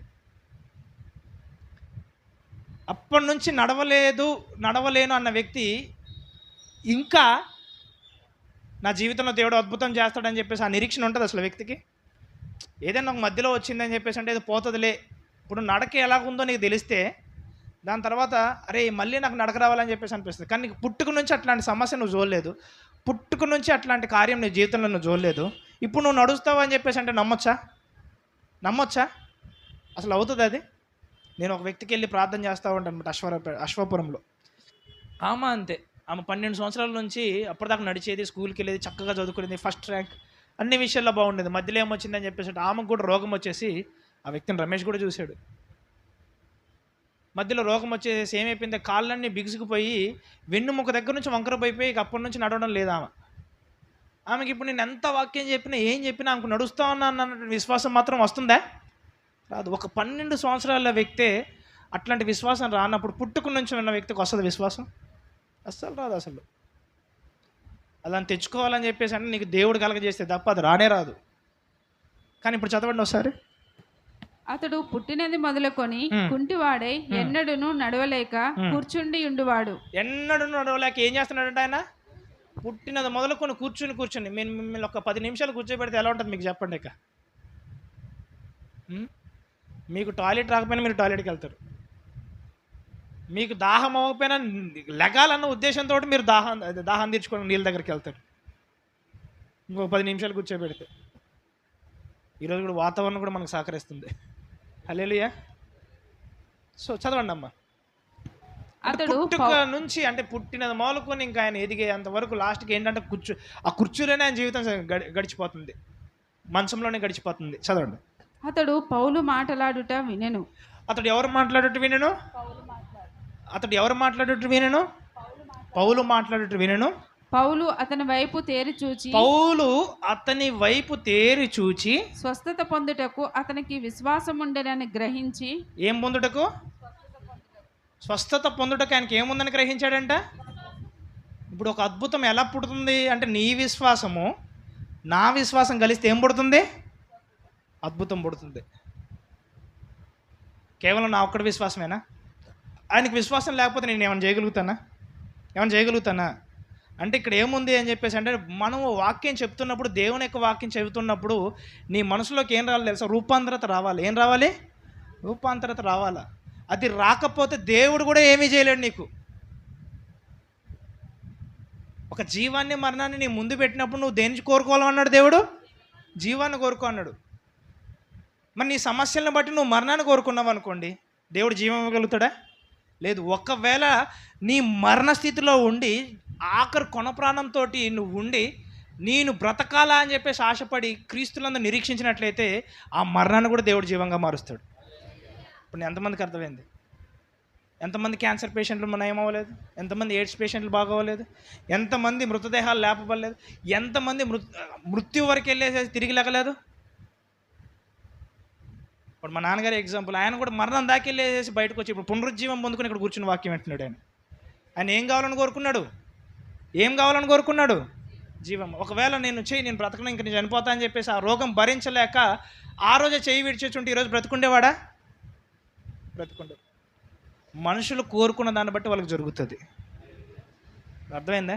అందుకే దేవుడు వాక్యం ఎందుకు ఇవ్వబడ్డది మనకని చెప్పేసి అంటే, ఈ వాక్యం అంతా చదివి నువ్వు ఉత్తమమైనది కోరుకోవాలని చెప్పేసి నీకు ఈ వాక్యం ఇవ్వబడ్డది. ఉత్తమమైన దాన్ని కోరుకోవాలని. కానీ మనుషులు ఏం కోరుకుంటున్నారు? వాళ్ళకి వచ్చిన సమస్యలను బట్టి ఏం కోరుకుంటున్నారు? మరణాన్ని కోరుకుంటున్నారు. ఏం కోరుకుంటున్నారు? మరణాన్ని కోరుకుంటున్నారు. చదవండి, నెక్స్ట్ చదవండి. ఈ మోపి సరిగా నిలువమని బిగ్గరగా చెప్పినప్పుడు అతడు గంతులు వేసి నడవసాగెను. అతడు గంతులు వేసి ఏం చేశాడంట? అతడు గంతులు వేసి పుట్టుకుంటేవాడు ఏం చేస్తున్నాడు ఇప్పుడు? గంతులు వేసి.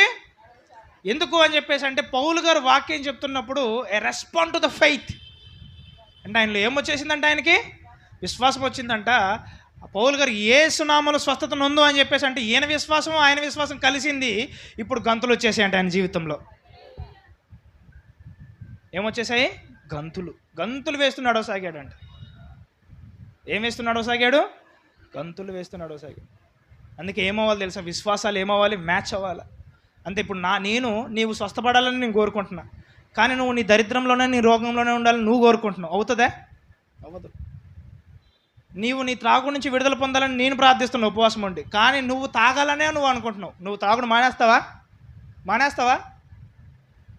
చెప్పండి? నువ్వు వ్యభిచారం నుంచి, నీ పాపం నుంచి, నీ యొక్క లస్ట్ ఏదైతే ఉందో ఆ శరీరేచ్ఛల నుంచి బయటికి రావాలని నేను ప్రార్థిస్తున్నా. కానీ నువ్వేమనుకుంటున్నావు? నేను ఆ వ్యభిచారం చేయాలి, ఆ స్త్రీ వైపు మోహపు చూపు చూడాలి, నేను దాంతో శయనించాలి, దాంతో పడుకోవాలి అని చెప్పి నువ్వు అనుకుంటున్నావు. నీ తలంపులు ఇలాగ ఉన్నాయి. నువ్వేం చేస్తావు? నా ప్రార్థన గెలిచితే నీ తలంపులు గెలుస్తాయా? ఏం గెలుస్తాయి? నీ తలంపులే గెలుస్తాయి. అందుకే దేవుని యొక్క వాక్యం ఏం చెప్తుందని చెప్పేసి అంటే, సాత్వికులు ధన్యులు. ఎవరు ధన్యులు? సాత్వికులు. దీన మనసు గలవారు ధన్యులు. ఎందుకు దీన మనసు అనండి? ఎందుకు దీన మనసు? దీన మనసు ఏం చేస్తుంది తెలుసా? ఇప్పుడు మీరంతా దీన మనసులు కలిగి ఉన్నారనుకోండి, నేను చెప్పినప్పుడు దాన్ని అంగీకరించి, ఆ పాపమును అంగీకరించి దాన్ని తెలుసుకుని దాని నుంచి బయటికి రావాలని కోరుకుంటాడు. సాత్వికమైన మనసు కూడా అలాంటిదే. సాత్వికమైన మనసు ఏంటని చెప్పేసి అంటే, దేవుడికి ఎదురు ప్రశ్నించుకోండి, దేవుడు ఏది చెప్తే చేస్తుంది సాత్వికమైన మనసు. మోషే గారికి రూట్ అంతా తెలుసు, ఆల్రెడీ ఆ ప్రాంతంలో ఉండొచ్చాడు. భూమి మీద ఉన్నాడు. మిక్కిలి సాత్వికుల్లో మోషే అంత సాత్వికుడు లేడు. ఎందుకు లేడు అని చెప్పేసి అంటే, ఆయనకు ఆల్రెడీ రూట్ తెలిసినా కూడా ఎవరి డైరెక్షన్ కోసం వెయిట్ చేశాడు? ఎవరి డైరెక్షన్ కోసం? దేవుడి డైరెక్షన్ కోసం. మ్యాప్ తెలుసా తెలియదా? తెలుసు. నేను ఈ రోజు నుంచి ఇక్కడ నుంచి మొదలు పెట్టేసి హైదరాబాద్ ఎలా పోవాలో నాకు తెలుసు. నాకు 4 రూట్లు 5 రూట్లు నేను కూడా తెలుసు. ఇటు నుంచి పోతే అటు పోలీసులు తప్పించుకుంటారు, ఎక్కడెక్కడ ట్రాఫిక్ పోలీసులు ఉంటారు, ఎక్కడెక్కడ పట్టుకుంటారు, తర్వాత ఎక్కడెక్కడ లైసెన్స్ చెక్ చేస్తారో కూడా తెలుసు. అటన్నిటిని తప్పించుకుని కూడా నేను హైదరాబాద్ వెళ్ళగలుగుతానా లేదా? వెళ్ళగలుగుతా. కానీ ఎవడైతే సాత్వికం కలిగిన హృదయం ఉంటాడో వాడు దేవుడు చెప్పేదాకా ఉండి దేవుడు చెప్పినప్పుడే బయలుదేరతాడు. అది సాత్వికం అంటే. దీన మనసు ఏం చేస్తుంది అని చెప్పేసి అంటే, వెంటనే అంగీకరిస్తుంది, తప్పును అంగీకరించి దాని నుంచి బయటికి రావడానికి ప్రయత్నం చేస్తుంది. ఇది దీన మనసు. మీ అందరికీ దీన మనసు, సాత్వికమైన హృదయం కలుగునుగాక.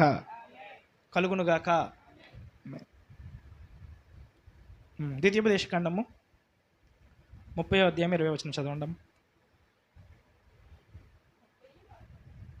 30:19 చదవండి.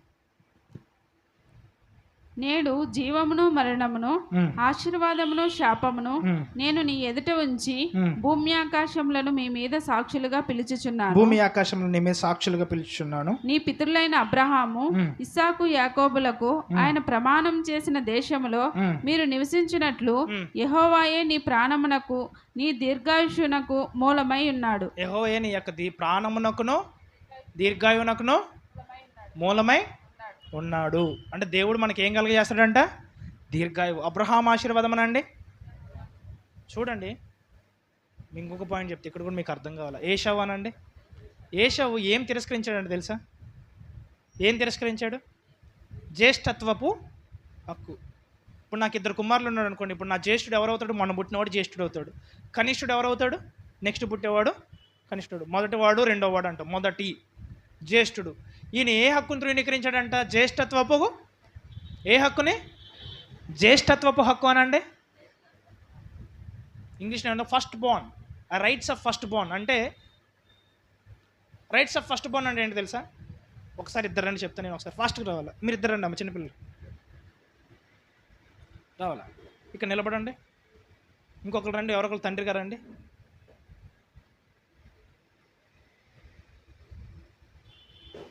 ఇట్రా, ఈ పక్కరా, ఫాస్ట్గా రా.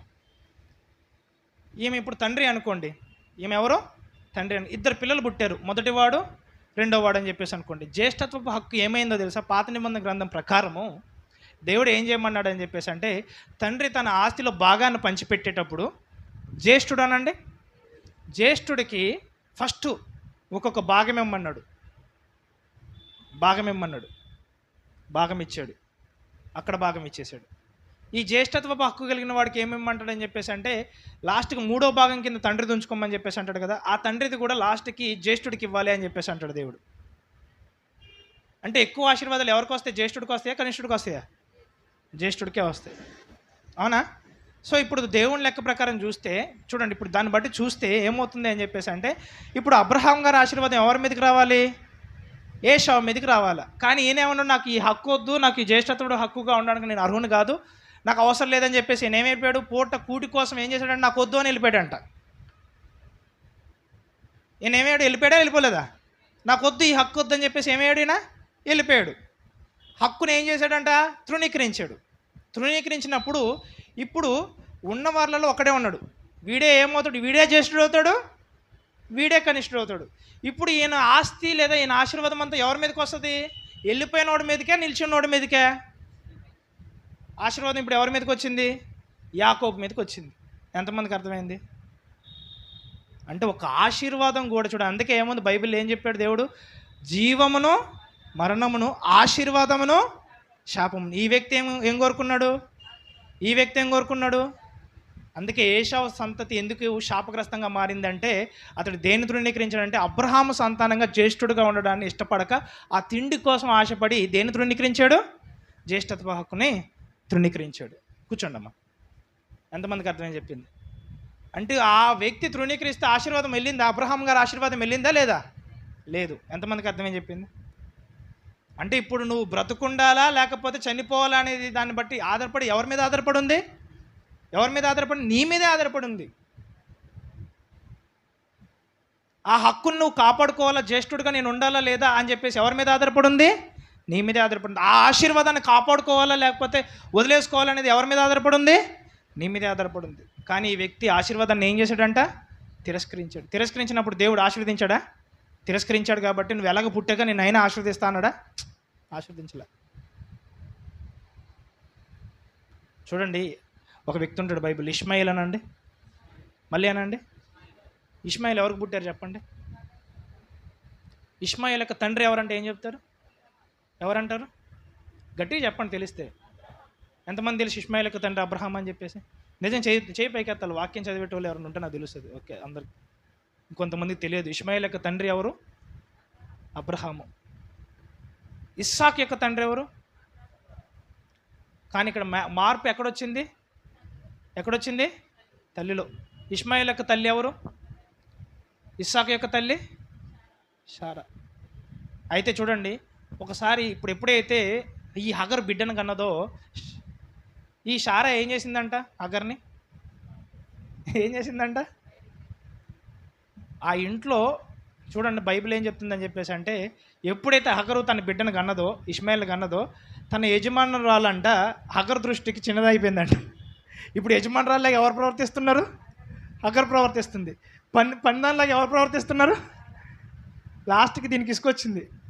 అమ్మ నేనేదో దీనికి మంచి చేద్దామని చెప్తే నాకే చుట్టింది ఏంది ఇది అనుకుని లాస్ట్కి ఏం చేసిందంట? దాన్ని రాచి రంపాన్ని పెట్టి దానికి చుక్కలు చూపించడం స్టార్ట్ చేసిందంట. పని లేకపోయినా గుడ్డాడు బాలు తోడువే అని చెప్పేసి అంటుందంట. అక్కడ ఊడ్చేది లేకపోయినా కూడా ఆ చెత్త ఈ చెత్త వేసి ఊడువే అంటుందంట. దాని పిల్లోడికి పాలు ఇవ్వడానికి కూడా టైం లేకుండా చేసిందంట. ఎంతమందికి అర్థమవుతుంది చెప్పేది? ఇట్లా చేసేసరికి ఇక ఏం భరించలేక ఏం చేసిందని ఉంది బైబిల్లో. ఎక్కడి నుంచి పారిపోయింది? అక్కడ బైబిల్ ఏమంటుంది తెలుసా? అబ్రహాం దగ్గర నుంచి పారిపోయింది కాదు, తన యజమానురాలైన శారా దగ్గర నుంచి పారిపోయింది అని ఉంటుంది బైబిల్లో. ఎక్కడి నుంచి పారిపోతుంది? యజమానురాలైన శారా దగ్గర నుంచి పారిపోతుందమ్మ. పారిపోతూ ఉంటే అప్పుడు దేవుని యొక్క దూత వచ్చి ఏం చెప్తుంది? పారిపో మాకు, నేను ఈ బిడ్డ కోసం కూడా ఆశీర్వాదాన్ని సిద్ధపరిచాను, నువ్వు మరలా వెళ్ళి అబ్రహాంకి శారాకి సబ్మిట్ అవ్వు, విధేయత కలుగుండు, మళ్ళీ వెళ్ళి అక్కడికే వెళ్ళి అక్కడ కొంతకాలం బ్రతుకు. ఎందుకు అంటే వారి మీద ఉన్న ఆశీర్వాదము నీ మీదకి ఇంకా రాలేదు కాబట్టి నువ్వు వెళ్ళి సబ్మిట్ అవుతావా? సబ్మిట్ అయితే మళ్ళీ అబ్రహాం మీద ఉన్న ఆశీర్వాదం, శారా మీద ఉన్నటువంటి ఆశీర్వాదం నీకిస్తాను, నీ కడుపులో నుంచి పుట్టిన ఇష్మాయిల్ నుంచి కూడా 12 రాజులు నేను బయటికి తీస్తాను అన్నాడు దేవుడు. ఎంతమందికి అర్థమని చెప్పింది? ఇప్పుడు ఆశీర్వాదం కోసము చూడండి, కష్టాన్ని కూడా ఏం చేసింది ఆ హాగరు? భరించి వెళ్ళి ఎవరికి సబ్మిట్ అయింది? ఇప్పుడు మళ్ళీ ఏమైంది? శారాకి దేవుడు చెప్పేంత వరకు సబ్మిట్ అయ్యి ఆ తర్వాత ఆశీర్వాదాన్ని తీసుకుని ఎక్కడికి వెళ్ళిపోయింది తెలుసా? దుబాయ్ వెళ్ళింది. ఎక్కడికి వెళ్ళింది? దుబాయ్ వెళ్ళింది. ఇప్పుడు దుబాయ్ ఎంత పెద్ద సిటీ ఏందో తెలుసా? మీ హైదరాబాద్ సిటీ చూసి అప్పుడప్పుడు ఆ గచ్చిబౌలి పోతేనే ఇది తోపు అనుకుంటారు మీరు. ఆ దుబాయ్ చూడండి, ఒకసారి తెలుస్తుంది. 1,00,000 గచ్చిబౌలీలు కలిపితే ఎంత 1,00,000 హైదరాబాద్లు కలిపితే ఎంత మంచి సిటీయో, ఆ 1,00,000 హైదరాబాద్లు ఇప్పుడు ఎప్పుడూ మనం కలపలేము. అంత గొప్పగా ఆశీర్వదింపబడ్డారు వాళ్ళు. ఈ ఆశీర్వాదం కారణం ఎవరంటే ఏమని చెప్పాలి మనం? ఎవరు కష్టపడ్డారు? అగర్ కష్టపడ్డది. ఎవరి స్వరాన్ని విన్నదామా? దేవుని స్వరాన్ని విని ఏం చేసింది? వెళ్ళి అబ్రహాం కింద, శారా కింద ఆమె ఎంత పని చెప్పినా, ఎంత కఠిన దాస్యత్వాలుగా చూసినా కూడా, ఎంత ఇబ్బంది పెట్టినా కూడా ఏం చేసిందంట? భరించిందంట. భరించి ఏం తీసుకుని వెళ్ళిందామా? ఆశీర్వాదాన్ని తీసుకుని వెళ్ళింది. ఈ రోజుల్లో జనాలకు ఆ ఓపిక ఉందా? ఒక అద్భుతం జరగకపోతే నేను చర్చి మానేస్తా. ఈరోజు చాలామంది రారు సంఘానికి. ఎందుకు రారని చెప్పేసి అంటే, మీరు ఈరోజు ఎందుకు కూర్చున్నారు తెలుసా? మీకు ఈరోజు ఏ పని లేదు కాబట్టి ఇక్కడ కూర్చున్నారు. మీకు ఏమైనా పనులు ఉంటే వస్తారా? ఈరోజు డబుల్ మాస్టర్ అనండి, ఈరోజు 500కి 1000 రూపాయలు అనండి, రమేష్ ఆడు కూర్చుంటాడా?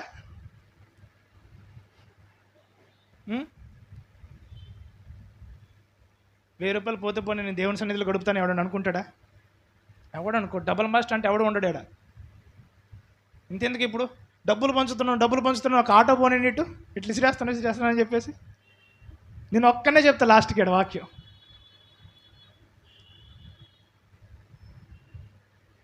హల్లెలూయా. అంటే నువ్వు ఏది చూజ్ చేసుకుంటే అది జరుగుతుందా లేదా? ఈ హగర్ దేన్ని చూజ్ చేసుకుంది? ఆశీర్వాదం చూజ్ చేసుకుని కొంతకాలం కష్టపడ్డదా లేదా? వెళ్ళి శారా కింద గొడ్డి చాకరీ చేసిందా చేయలేదా? చేసింది. మరి నీదేంది? ఈ రోజు నుంచి మన భక్తులందరూ, పరిశుద్ధులందరూ ఆశీర్వాదాన్ని కోరుకుందురుగాక, జీవాన్ని కోరుకుందురుగాక. యెహోషువ గ్రంథము 1వ అధ్యాయము 8వ వచనం.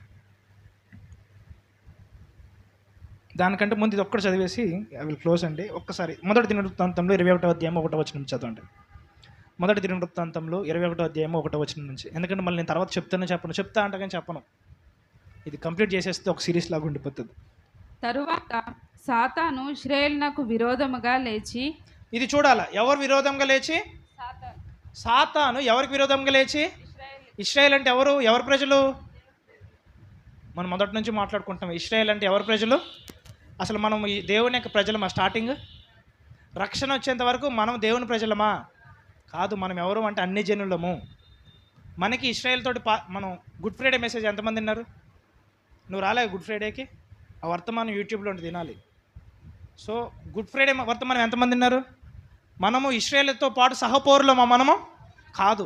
కానీ యేసుక్రీస్తు శిలువలో చనిపోయిన తర్వాత ఉభయులని అందరినీ ఏం చేశాడంటే ఏకంగా చేసి అబ్రహాం ఆశీర్వాదం ఎంతమందికి ఇచ్చాడు? అందరికీ ఇచ్చాడు. ఇప్పుడు అబ్రహాం గారిని తండ్రికి ఎంతమందికి చేశాడు? అందరికీ చేశాడు.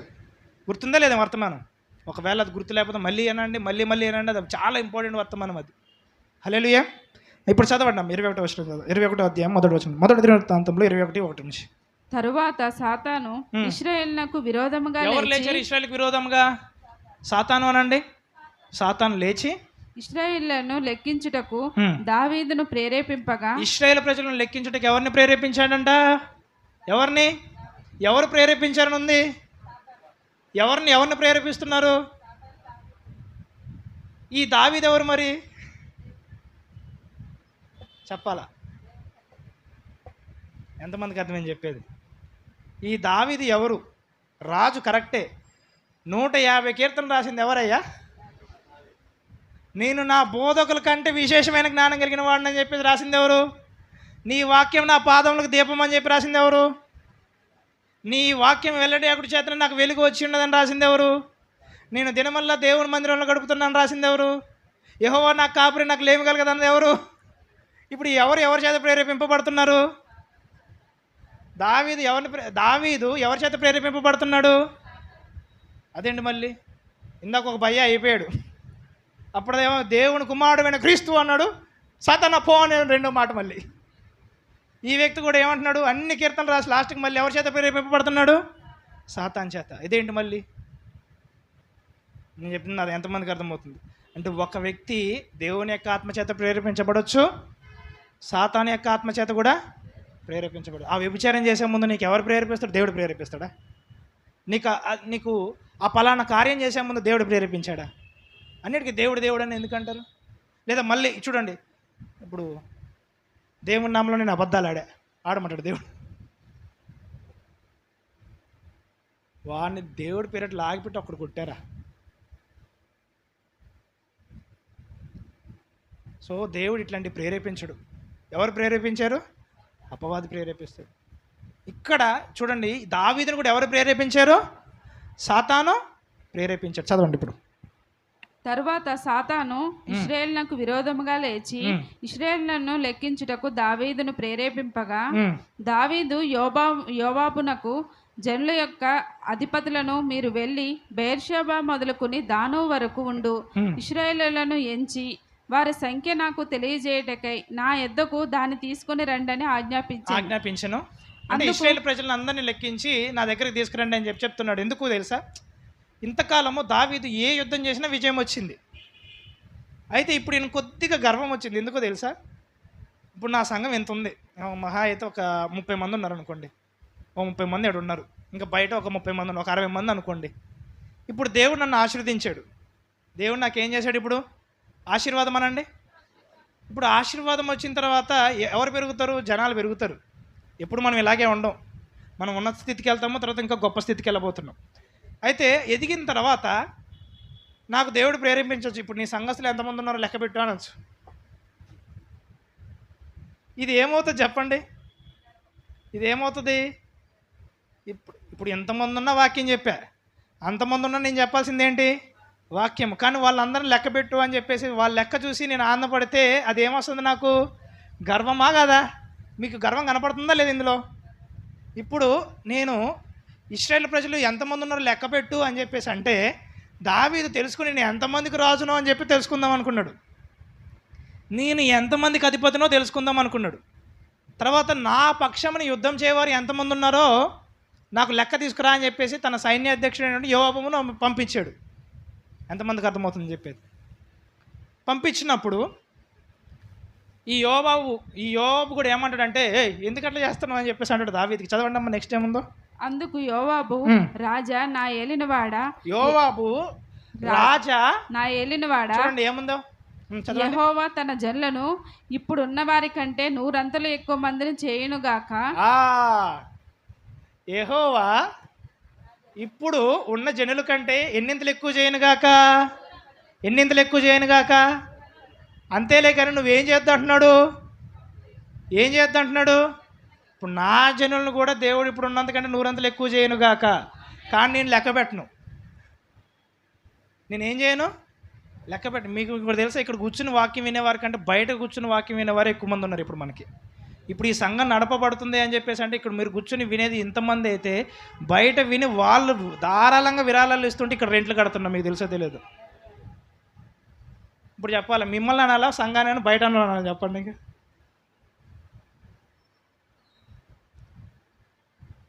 కానీ జనాలు నేను లెక్కించాను ఎప్పుడైనా? ఇంతమంది ఉన్నారు ఎప్పుడైనా అన్నానా? నేను ఎప్పుడైనా తక్కువ మందిని చూసి నేను వాక్యం చెప్పడం మానేశానా? 3 ఉన్న చూడండి, నేను స్టార్టింగ్ వచ్చినప్పుడు ఈ గౌతము, ఆ రమేష్, వీళ్ళే సాక్షులు. ఈ మొదటి వరుస కూడా ఒక 4-5 కూర్చుంటునే కాదు. అయినా నేను ఆపేశానా? ఆపలేదు. హల్లెలూయా. చదవండి అమ్మ, చదవండి. సో ఇప్పుడు దావీదుకి ఏమొచ్చింది? గర్వం అనండి. అయితే ఇంతకు ముందు ఇప్పుడున్న జనముల కంటే నీకు దేవుడు 100 హెచ్చించును గాక అని చెప్తూ యోవాబు ఏం చెప్తున్నాడు చదవండి ఇప్పుడు. అందుకు యోవాబు, రాజా నా ఏలినవాడా, యెహోవా తన జనులను ఇప్పుడున్న వారి కంటే 100 ఎక్కువ మందిని చేయునుగాక. ఎన్నింతలు ఎక్కువ చేయనుగాక? 100. చూడండి, ఇప్పుడు ఒకవేళ 1,00,000 మంది ఉన్నారు అనుకోండి, ఎంతమంది జనాలు అవుతారు తెలుసా? 100 లక్షల మంది అవ్వాలని ఎక్కువ అని చెప్పేసి అంటున్నాడు. కానీ ఇశ్రాయేల్ ప్రజలు ఒడ్డు దాటిందే, ఎర్ర సముద్రం దాటిందే 40 లక్షల మంది అంటాం, అవునా కదా? మరి ఇప్పుడు దావీదు సమయానికి వచ్చేసరికి అప్పటి నుంచి చాలా సంవత్సరాలు గడిచిపోయింది, ఒక 500 సంవత్సరాల దాకా గడిచిపోయింది. మరి ఎంతమంది పెరిగిపోయి ఉంటారు ఇశ్రాయేల్ ప్రజలు? ఎంతమందికి ఆయన అధిపతి అయినా కూడా ఏం చేద్దాం అనుకుంటున్నాడు? ఆయన లెక్కిద్దాం అనుకుంటున్నాడు. చదవండి ఇప్పుడు. నా ఏలినవానికి ఈ విచారణ ఎలా? ఇది జరగవలసిన హేతువేమి? జరిగిన ఎడల ఇశ్రాయేలుకు శిక్ష కలుగును అని మనవి చేశాను. అయినను యోవాబు మాట చెల్లక రాజు మాటయే చెల్లును గనుక యోవాబు ఇశ్రాయేల్ దేశమంతటా సంచరించి తిరిగి యెరూషలేమునకు వచ్చి జనుల సంఖ్య వెరచి దావీదునకు అప్పగించెను. ఇశ్రాయేల్ అందరిలో కత్తి దూయువారు 11 లక్షల మందియు. ఎన్నో వచనం చదువుతున్నారు? 5వ వచనం చదవండి ఫాస్ట్ గా. ఇశ్రాయేల్ అందరిలో కత్తి దూయువారు 11 లక్షల మంది. ఎంతమంది ఉన్నారంటే కత్తి దూయువారు ఎంతమంది ఉన్నారంట? ముసలోళ్ళు కత్తి దూస్తారా? పిల్లలు కత్తి దూస్తారా? ఎవరు? యవనస్తులు. ఒక 40 ఇప్పుడు చూడండి, మన ఆర్మీలో కూడా ఎంత లిమిట్ ఉందో తెలుసా? 45 సంవత్సరాలు దాటితే ఆర్మీలో ఉండరు ఇంకా వాళ్ళు. ఇంకా వాళ్ళని పంపించేస్తారు, రిటైర్మెంట్ ఇచ్చేసి వాళ్ళకి అప్పటి నుంచి పెన్షన్ ఇంకంతే. అంటే కత్తి దూయకర వాళ్ళని యవనంటాం, యవనస్తులా కాదా? అంటే కత్తి దూసేటంటే యవనస్తులే. అంటే అందరూ మళ్ళీ కత్తి దూస్తారా? మళ్ళీ కొంత పిరికోడు ఉంటాడు, భయస్తుడు ఉంటాడు. కానీ యుద్ధానికి సిద్ధమైనటువంటి కత్తి దూయవారే ఎంతమంది ఉన్నారంట? 11 లక్షల మంది ఉన్నారంట దావీదికి. ఇప్పుడు చెప్పండి, దావీదికి విషయంలో ఎవరైనా యుద్ధానికి వస్తారా? వచ్చినా కూడా ఏమైపోతారు? ఓడిపోతారు. చదవండి. యూదావారిలో కత్తి దూయవారు 4,70,000 మంది. ఒక్కొక్క గోత్రంలో ఇంతమంది అని చెప్తున్నాడు. మళ్ళీ ఒక్కొక్క గోత్రంలో దావీదికి ఎంతమంది ఉన్నారో చెప్తున్నాడు. 6వ వచనం చదవండి. రాజు మాట యోబాబునకు అసహ్యంగా ఉండెను గనుక అతడు లేచి బెన్యామీను గోత్ర సంబంధులను ఆ సంఖ్యలో చేర్చలేదు. ఇంకా కొంతమంది సంఖ్యలో చేర్చాడా? అందరిని లెక్క పెడితే యోబాబు అసలు ఇంటికి కూడా తిరిగి వచ్చేటోడు కాదు ఇక లెక్క చెప్పడానికి. చదవండి. ఈ కార్యము దేవుని దృష్టికి ప్రతికూలమగుట చేత ఎందుకు ప్రతికూలమైందో తెలుసా? నేను చెప్తే వినండి. మనుషులను నమ్ముకొనుట కంటే, రథములు నమ్ముకొనుట కంటే, గుర్రములు నమ్ముకొనుట కంటే యెహోవాను నమ్ముకొనుటే ఉత్తమని రాశాడు హీరో. ఎంతమందికి అర్థమని చెప్పింది? మన హీరో ఏం రాశాడు?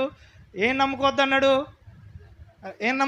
రథములు, గుర్రాలు, రౌతులు, బలము, ఆయుధాలు, అవి ఇవి మనుషులు, వీటిని నమ్ముకున్నట్టు కంటే, గుర్రాలు నమ్ముకున్నట్టు కంటే దేన్ని నమ్ముకున్నట్టు ఉత్తమని రాశాడు అని రాసి యెహోవా దగ్గర నుంచి సహాయం పొందిన తర్వాత ఇప్పుడు మళ్ళీ నేను ఎవరు నమ్ముకుంటా అంటున్నాడు.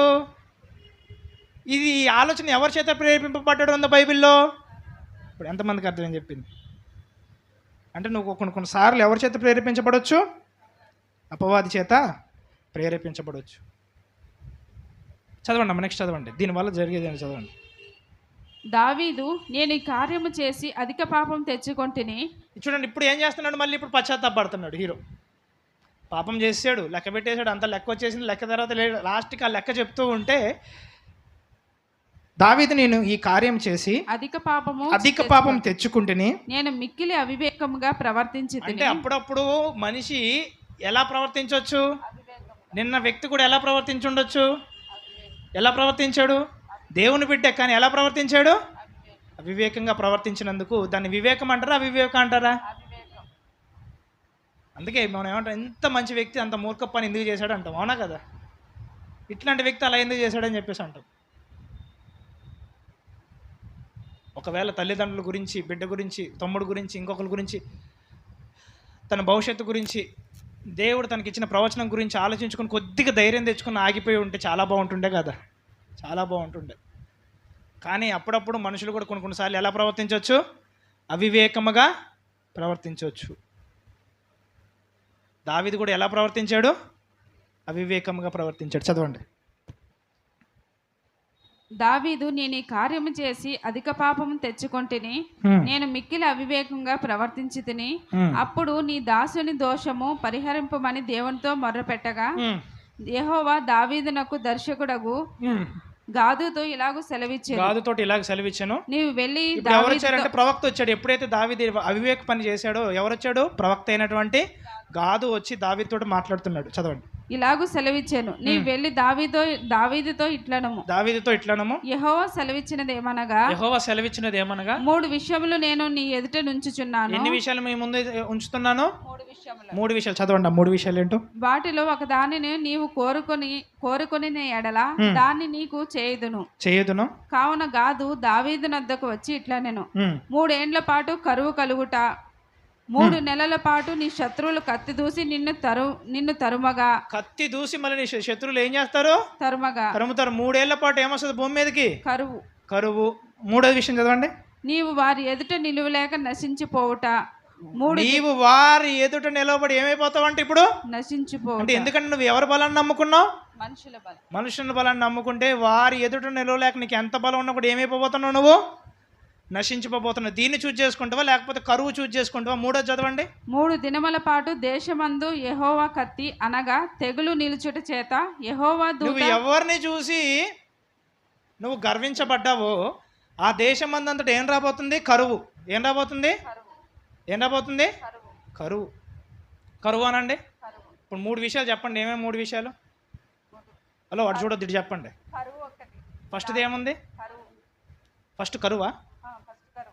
ఫస్ట్ కరువు. 2వ విషయం ఏంటి? 3 నెలల పాటు కత్తి దూయవాడిని వెనక పరిగెడితే నీకు మరణ భయం కలిగిద్ది, చనిపోయేంత వరకు నిన్ను తరుముతాడు వాడు అని చెప్పేసి చెప్తున్నాడు. 2వ విషయం. 3వ విషయం ఏంటి? యెహోవా దూత బయలుదేరి ఇశ్రాయేలు రాజ్యం అంతటా ఏం కలగజేస్తుందని ఉంది? నాశనం, తెగులు కలగజేస్తుందని చెప్పి. ఇప్పుడు చెప్పండి, ఈ యొక్క 3 ఉపద్రవాలు ఎవరిని బట్టి వచ్చాయి? దావీదుని బట్టి వచ్చాయి. ఎవరు ప్రేరేపిస్తూ వచ్చాయి? అన్నీ సాతాను ప్రేరేపిస్తాయి. చివరికి ఏం జరుగుతుందో తెలుసా? ఫస్ట్ది కరువు రాదు, 2వది దావీదు 3 నెలలు పరిగెట్టడం, 3వది ఏమవుతుందో తెలుసా? ఎంతమంది చనిపోతారు? చదవండి కింద ఒకసారి. 13వ వచనం చదవండి. అందుకు దావీదు, నేను మిక్కిలి ఇరుకులో చిక్కియున్నాను, యెహోవా మహాకృప గలవాడు, నేను మనుషుల చేతిలో పడక ఆయన చేతిలోనే పడుదును. లైవ్ రావట్లేదు అంటే అది తర్వాత అప్లోడ్ చేస్తామని చెప్పి గ్రూప్లో పెట్టేసేసి కంటిన్యూ చేసేది. అది ఇప్పుడు నెట్ అయిపోయి ఉంటుంది. కూర్చో. యెహోవా మహాకృప గలవాడు షార్ట్లీ అని చెప్పేసి పెట్టేసేసి యూజ్ ఇద్దాం. ఓకే, రైట్, చదవండి అమ్మ. యెహోవా మహాకృప గలవాడు, నేను మనుషుల చేతిలో పడక ఆయన చేతిలోనే పడుదును గాక. యెహోవా మహాకృప గలవాడు, నేను మనుషుల చేతిలో పడక ఆయన చేతిలోనే పడుదును గాక.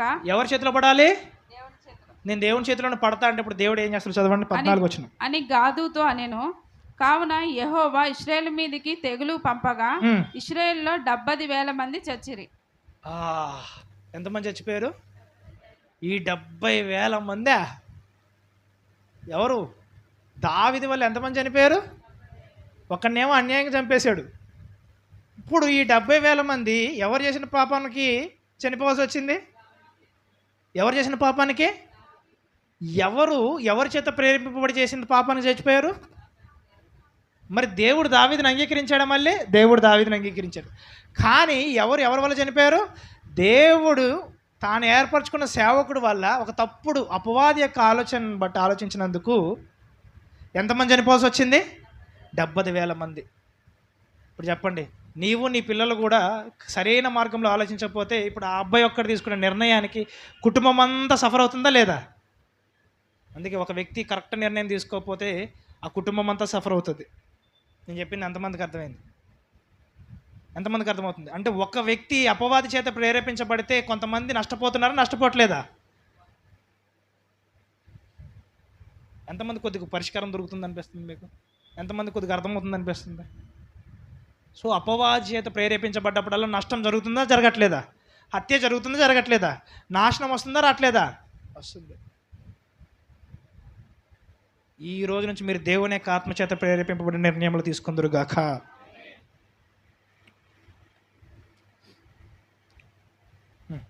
యెహోషువ గ్రంథము 1వ అధ్యాయం 8వ వచనం. ఫాస్ట్ చదివేసేయండి అమ్మ, టైం అయిపోయింది. యెహోషువ గ్రంథము 1:8.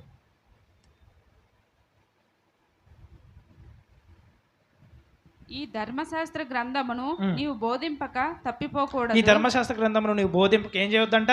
తప్పిపోకు. ఇది హాట్స్పాట్ ఆన్ చేస్తుందా?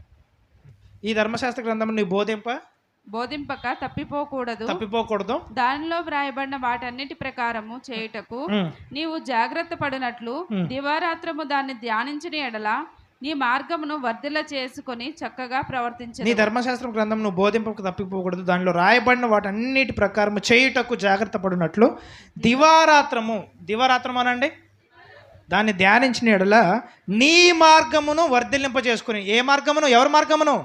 నీ మార్గం. ఒకవేళ నువ్వు అపవాది తలంపుల చేత ప్రేరేపింపబడకుండా దేవుని యొక్క వాక్యం చేత ప్రేరేపింపబడ్డట్టయితే నీ మార్గాన్ని నువ్వు వర్ధిల్లింపజేసుకోవచ్చంట.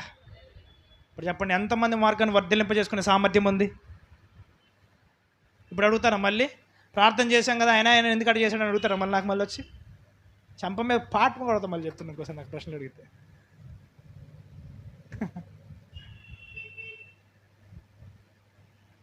నేను ఎంత ప్రార్థన చేసినా ఎవరి చేతిలో ఉంది? మీ చేతిలో ఉందా? నా చేతిలో ఉందా? మీ చేతిలో ఉన్న కూడా ఉంది. 50% నాదైతే 50% ఎవరిదవుతుంది? విడుదల. నువ్వు అంగీకరించకపోతే నీకు విడుదల వస్తుందా? ఏశావు ఆ ఆశీర్వాదాన్ని అంగీకరిస్తే అబ్రహాం ఆశీర్వాదం వచ్చేది. అంగీకరించాడా? జీవమరణము నీ ముందు పెట్టాను, కానీ ఏమి ఎంచుకోమన్నాడు దేవుడు? జీవాన్ని ఎంచుకున్నాడు.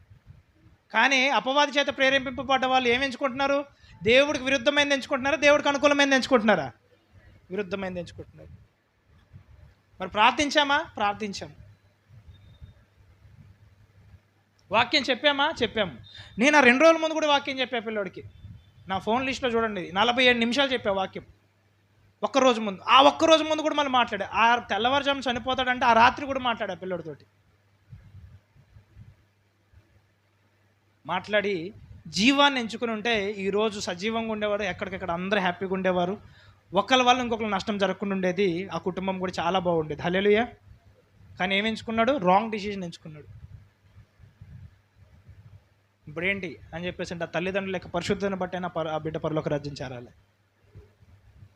తల్లిదండ్రుల యొక్క విశ్వాసమును బట్టైనా. ఎందుకంటే బిడ్డ విశ్వాసం వ్యర్థమైపోయింది, ఫెయిల్ అయింది. కాబట్టి దేన్ని బట్టి చేరతాడు? పరలోక రాజ్యంలో చేరితే ఒకే ఒక్క అవకాశం. ఏంటది? తల్లిదండ్రుల యొక్క విశ్వాసమును బట్టే. నీ విశ్వాసము చూడండి, బిడ్డల యొక్క విశ్వాసం పనికిరానప్పుడు తల్లిదండ్రుల విశ్వాసాన్ని వాడి మనం రక్షించవచ్చు. అది బైబిల్లోనే ఉంది. ఒకవేళ భర్త విశ్వాసం పనిచేయకపోతే భార్య విశ్వాసాన్ని వాడచ్చు. భార్య విశ్వాసం పనిచేయకపోతే ఎవరి విశ్వాసాన్ని వాడచ్చు? భర్త విశ్వాసాన్ని. అప్పుడు ఏమవుతుందంట, ఒకవేళ భర్త ప్రార్థిస్తే భార్య పరిశుద్ధపరచబడుతుంది, భార్య ప్రార్థిస్తే భర్త పరిశుద్ధపరచబడతారు, భార్యాభర్తలు ఇద్దరు ప్రార్థిస్తే పిల్లలు పరిశుద్ధపరచబడతారు. అలా అయినా కూడా చూడండి, వాళ్ళు చేసినటువంటి భక్తి వ్యర్థమవుతుందా? వ్యర్థం అవ్వట్లేదు. హల్లెలూయా.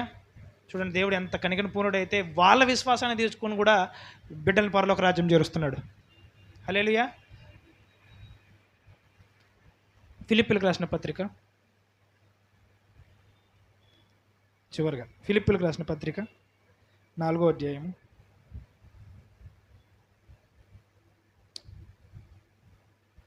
6వ వచనం చదవండి. ఫిలిప్పీలకు రాసిన పత్రిక 4వ అధ్యాయం 6వ వచనం నుంచి. దేనిని గురించి చింతపడకుడు కానీ ప్రతి విషయంలోనూ ప్రార్థనా విజ్ఞాపనముల చేత. ప్రతి విషయంలోనూ దేని విజ్ఞాపనం చేత? ప్రార్థనా విజ్ఞాపన. ముందు ఏముంది చెప్పండి, దానికంటే ముందు దేని గురించి? ఇప్పుడు చెప్పండి. మీరు చింతపడ్డారు కానీ ఏం చేయలేదు? ఎంతమంది చింతపడిన తర్వాత కూడా ప్రార్థన చేయడం మానేశారు? చాలామంది. మీరు అందరూ ప్రార్థన చేసిన మానేసిన వాళ్ళే అంతా. కేవలం చింత ఒకటి పడేసేసి వదిలేసి పడుకున్న వాళ్ళు అంతే. ఒక 4 సార్లు నిద్రపోయి లేస్తే మొత్తం మర్చిపోయిన వాళ్ళు మీరంతా. అంతే, ఇక్కడ ప్రార్థించిన వాళ్ళైతే కాదు మీరు. అందరూ అంతే, చాలా వరకు అంతే. చింతపడతారు, ఆలోచిస్తారు, దుఃఖపడతారు, కానీ ప్రార్థన మాత్రము చేయరు. మీ చింత ఎక్కడ పోతుంది తెలుసా? నువ్వు నిద్రపోయి అప్పుడు పోతుంది అంతే.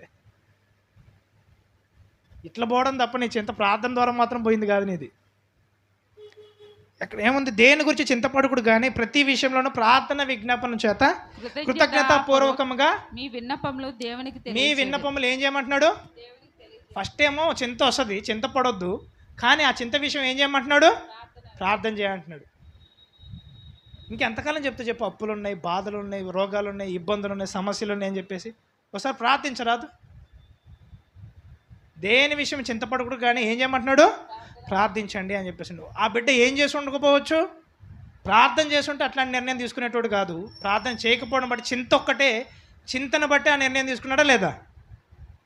ఒకవేళ ప్రార్థన పూర్వకంగా ఆ చింత అంతా తీసుకెళ్ళి ఆ ప్రార్థనలో పెట్టుంటే నెక్స్ట్ ఏం జరిగిద్దని చదవండి 7వ వచనం. అప్పుడు సమస్త జ్ఞానమునకు మించిన దేవుని సమాధానము, అప్పుడు సమస్త జ్ఞానముకు మించిన దేవుని సమాధానము యేసుక్రీస్తు వలన మీ హృదయములకును మీ తలంపులకును కావలి ఉండును. అప్పుడు నీ తలంపులు కూడా మార్చబడతాయి అంట. ఏమని చూడండి, అప్పుడు సమస్త జ్ఞానం, అసలు చూడండి ఎక్కడి నుంచి వస్తుందో తెలియదంట ఆ జ్ఞానము. ఒకవేళ నీ చింతలని బాధల్ని దేవుడి దగ్గర తీసుకెళ్తే ఏమవుతుందంట, సమస్త జ్ఞానముకు మించినటువంటి దేవుని సమాధానము. ఇది నీ జ్ఞానం కూడా అర్థం కాదు, అది ఇంత సమాధానం ఏడ నుంచి వచ్చింది రాబాయి అని చెప్పేసి అంటే. సమస్త జ్ఞానముకు మించినటువంటి దేవుని సమాధానము యేసుక్రీస్తు వలన మీ హృదయములకును మీ తలంపులకును. మీ హృదయంతో పాటు ఎవరికి కావాలి ఉంటుందంట, తలంపులకి కూడా, తలంపులకి కావాలి ఉంటుంది. ఇప్పుడు చెప్పండి, ఈ తలంపులల్లో ప్రార్థన లేకపోవడం బట్టి, ఈ తలంపులు అపవాది గారి చేత ప్రేరేపింపబడబట్టి, ఈ చింత అంతా తన యొక్క హృదయంతో నింపుకోబట్టి ఏమైపోయాడు ఇప్పుడు ఆ బిడ్డ? బలైపోయాడు. యేసుక్రీస్తు వలన మీ హృదయంలో మీ తలంపులకు కావాలి ఉండును. చదవండి అమ్మ నెక్స్ట్. మెట్టుకు సహోదరులారా, ఏ యోగ్యత అయినను మెప్పైన తలంపుల నుంచి కూడా మీరు విడుదల పొందొచ్చా పొందలేరా? దేని ద్వారా పొందొచ్చు? ప్రార్థన అనండి, ప్రార్థన. కానీ ఎవరు ప్రార్థన చేయాలా? నీకు చింత వచ్చినప్పుడు చింత ఎవరిది? చింత ఎవరిది? నీది. ఇంకొక వచనం చెప్పేసి చూడండి, నేను చెప్తా అంటే వస్తా ఉన్నాయి. 1 కొరింథీయులకు రాసిన పత్రిక 2వ అధ్యాయము చివరికి చూసేసి మళ్ళీ ఇక్కడికి వచ్చేద్దాం. 1 కొరింథీయులకు రాసిన పత్రిక 2వ అధ్యాయము, ఫాస్ట్గా 11వ వచనం చదవండి.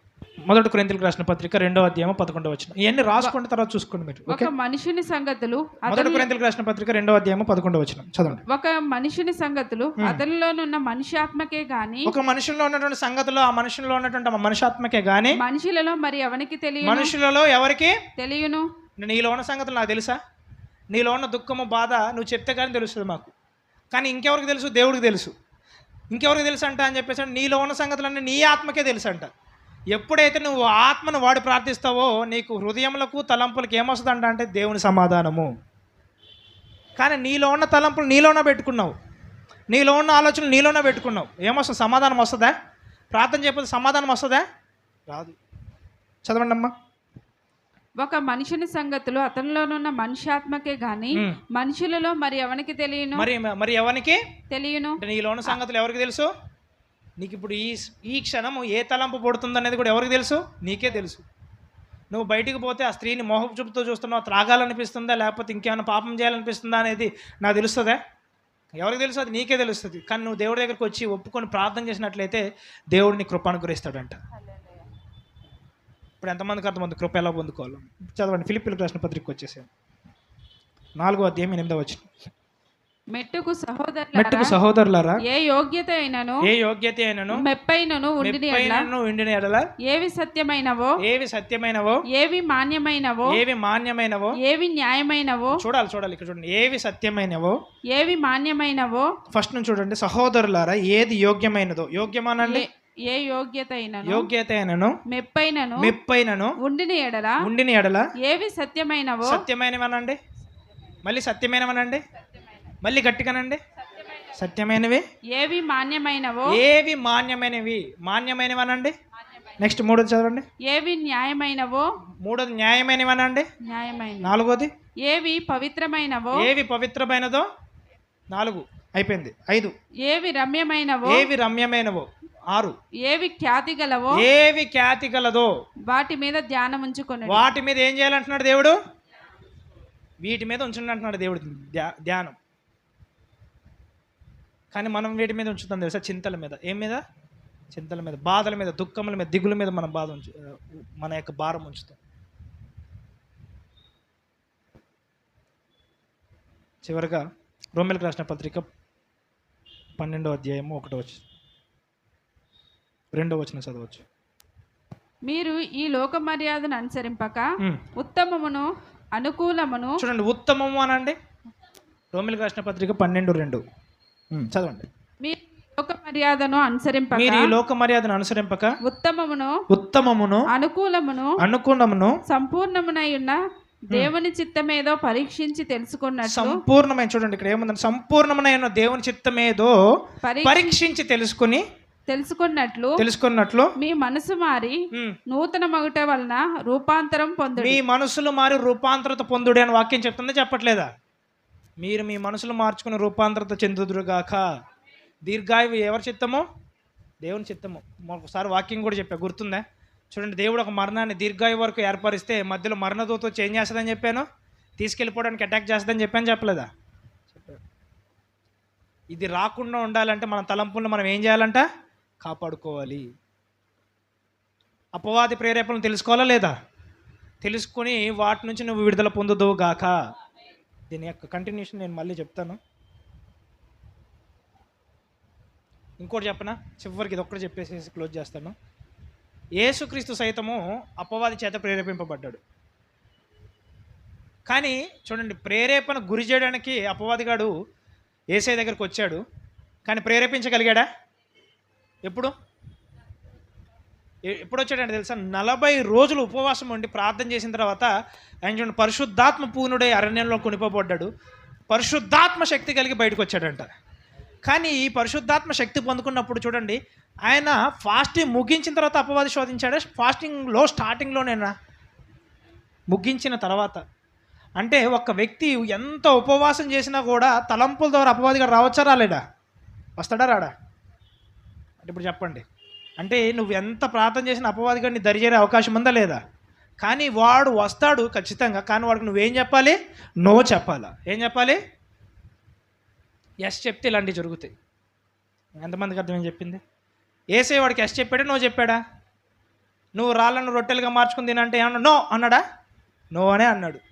ఎస్ అన్నాడా? ఏమన్నాడు మరి? నో అన్నాడు. ఇక్కడ నుంచి దూకు అని చెప్పేసి అంటే, ఇక్కడ నుంచి దూకు అంటే ఇప్పుడు ఆ పిల్లోడికి ఇలా చేయని చెప్పేసి అంటే ఆయన ఏమన్నాడు? ఎస్ అన్నాడు. ఇప్పుడు యేసయ్య ఏమన్నాడు? మేము ఎంతమందికి అర్థమవుతుంది? నువ్వు అపవాదికి నో చెప్పడం నేర్చుకోవాలా. ఎవరికి నో చెప్పడము? అపవాదికి ఏం చెప్పడం నేర్చుకోవాలా? ఎంత పరిస్థితి అయినా రాని నా దేవుడు నన్ను నిలబెట్టగలడా అనాలా. ఎంత పరిస్థితి అయినా రాని నా దేవుడు నన్ను రక్షించగలడు అనాలా.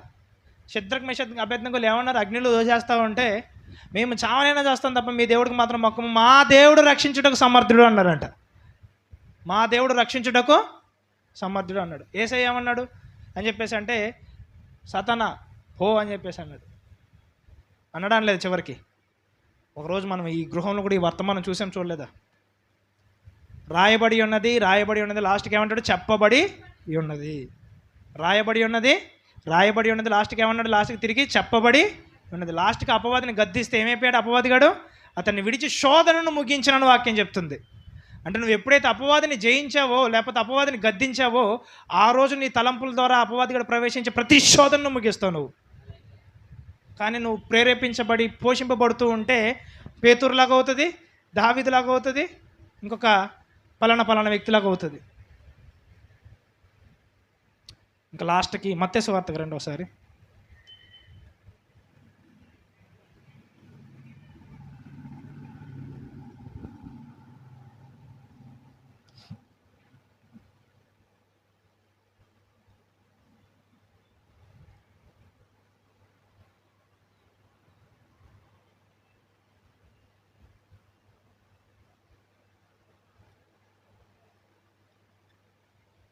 మార్కు సువార్త లేదా మత్తయి సువార్త 17వ అధ్యాయం 15వ వచనం చదవండి ఫస్ట్. ఇంకొక 2 minutes అంతే, ఇంకా అయిపోయింది ఎనఫ్. మత్తయి సువార్త 17వ అధ్యాయం 15వ వచనం.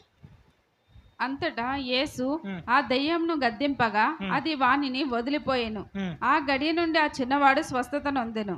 తరువాత శిష్యులు ఏకాంతముగా యేసునొద్దకు వచ్చి 14వ వచనం చదువు, పైన చదువు, 13 నుంచి చదవచ్చు ఒకసారి. అప్పుడు ఆయన బాప్తిసమిచ్చి యోహానును గూర్చి ఉమ్, తమతో చెప్పెనని శిష్యులు గ్రహించిరి. ఉమ్, వారు జనసమూహం వద్దకు వచ్చినప్పుడు ఉమ్, ఒకడు ఆయన యొద్దకు వచ్చి ఆయన ఎదుట మోకాళ్ళూని, ఉమ్, ప్రభువా, నా కుమారుని కరుణింపుము, ఉమ్. వాడు చాంద్ర రోగి అయి మిక్కిలి బాధపడుచున్నాడు. వాడు చాంద్రాయణ రోగి మిక్కిలి ఏం చేస్తున్నాడంట? బాధపడుచున్నాడు. ఎలాగనగా అగ్నిలోను నీళ్లలోను తరచుగా పడుచున్నాడు. ఈ రోగం ఏ రోగం అంటే ఏముంది ఇక్కడ? చాంద్రాయణ రోగం. ఈ రోగము ఎవరి వల్ల కలిగిందని ఉంది కింద? అపవాది వల్ల కలిగింది. ఎందుకంటే యేసుక్రీస్తు ఎవరిని గద్దించాడు? చివరికి రోగాన్ని గద్దించాడా, అపవాదిని గద్దించాడా? ఈ రోగం వచ్చి ఆ వ్యక్తికి ఏం చేస్తున్నాడో తరచుగా నీళ్ళలోనూ అగ్నిలోను. ఈరోజు నీళ్ళలో దూకి చచ్చిపోయేటోళ్ళు ఉన్నారా లేరా? ఎంతమంది గోదావరి వస్తూ ఉంటే గోదావరిలో దూకి చనిపోయారు తెలుసా తెలియదా? ఎంతమంది బావిలలో దూకి చచ్చిపోయారో తెలుసా తెలియదా? ఎంతమంది చెరువులలో, ఎంతమంది నదులలో దూకి చచ్చిపోయారో తెలుసా తెలియదా? ఎంతమంది వార్తల్లో చూస్తున్నారు ఆడ దూకి ఈడు దూకి చచ్చిపోయాడని చెప్పేసి. ఇవన్నీ ఎవరి ప్రేరేపణలు? ఎవరి ప్రేరేపణలు? అపవాది ప్రేరేపణలు. కొంతమంది కిరోసిన్ పోసుకొని, పెట్రోల్ పోసుకొని, డీజిల్ పోసుకొని కాల్చివేయబడ్డం చూసారా చూడలేదా? ఆత్మహత్య చేసుకోవడం. ఎప్పుడైతే ఆ అపవాదిని గద్దించాడో ఆ ఆత్మ వెళ్ళిపోయి అప్పటి నుంచి వాడు నీళ్ళల్లో పడ్డం మానేశాడంట, అగ్నిలో పడ్డం మానేశాడంట.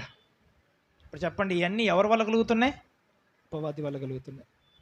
అయితే దేవుని యొక్క చిత్తం ఏమేముందో తెలుసా? అబ్రహాం ఆశీర్వాదం కలిగి మీరు దీర్ఘాయువుతో జీవించడే దేవుని చిత్తము.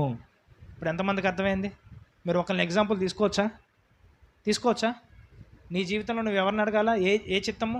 అబ్రహాము చిత్తాన్ని అడగాల. నువ్వు నీ జీవితంలో ఎవరి చేత ప్రేరేపింపబడాలి? దేవుని చేత ప్రేరేపించబడాలి. ఆ వ్యక్తి అపవాది చేత ప్రేరేపింపబడ్డాడేమో. సో ఇంతమంది ఇలాగ అంతమంది ప్రార్థన చేశారు, అయినా ఆయనకి ఎందుకు ఎలా జరిగిందని నువ్వు ప్రార్థన మానేయచ్చా? ఒకవేళ ప్రార్థన మానేస్తే ఎవరి చేత ప్రేరేపించబడతావు? ఎవరి చేత? అపవాది చేత. ఒకవేళ దేవుని యొక్క ఆత్మచేత కనుక మీరు ప్రేరేపించబడ్డైతే, ఆయన ఆత్మచేత ప్రేరేపింపబడే వారికి అందరికంటే ఏమంటే ఆత్మయు సమాధానం అనే ఉన్నదంట, జీవము సమాధానం అంట. హల్లెలూయా. ఎందరైతే దేవుని యొక్క ఆత్మచేత నడిపింపబడుతారో వారందరూ ఏమంట? దేని చేత నడిపింపబడుతున్నారు? జీవం చేత, సమాధానం చేత.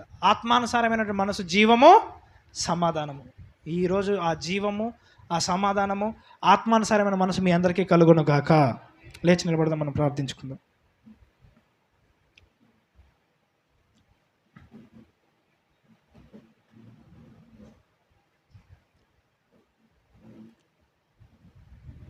ఇప్పుడు ఇవి సెట్ చేయి.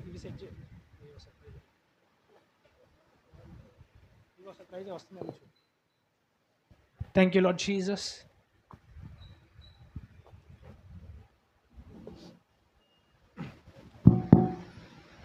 ఫస్ట్ ఆఫ్ ఆల్ ఆ కుటుంబ ఆదరణ కొరకు ప్రార్థించండి. హల్లెలూయా.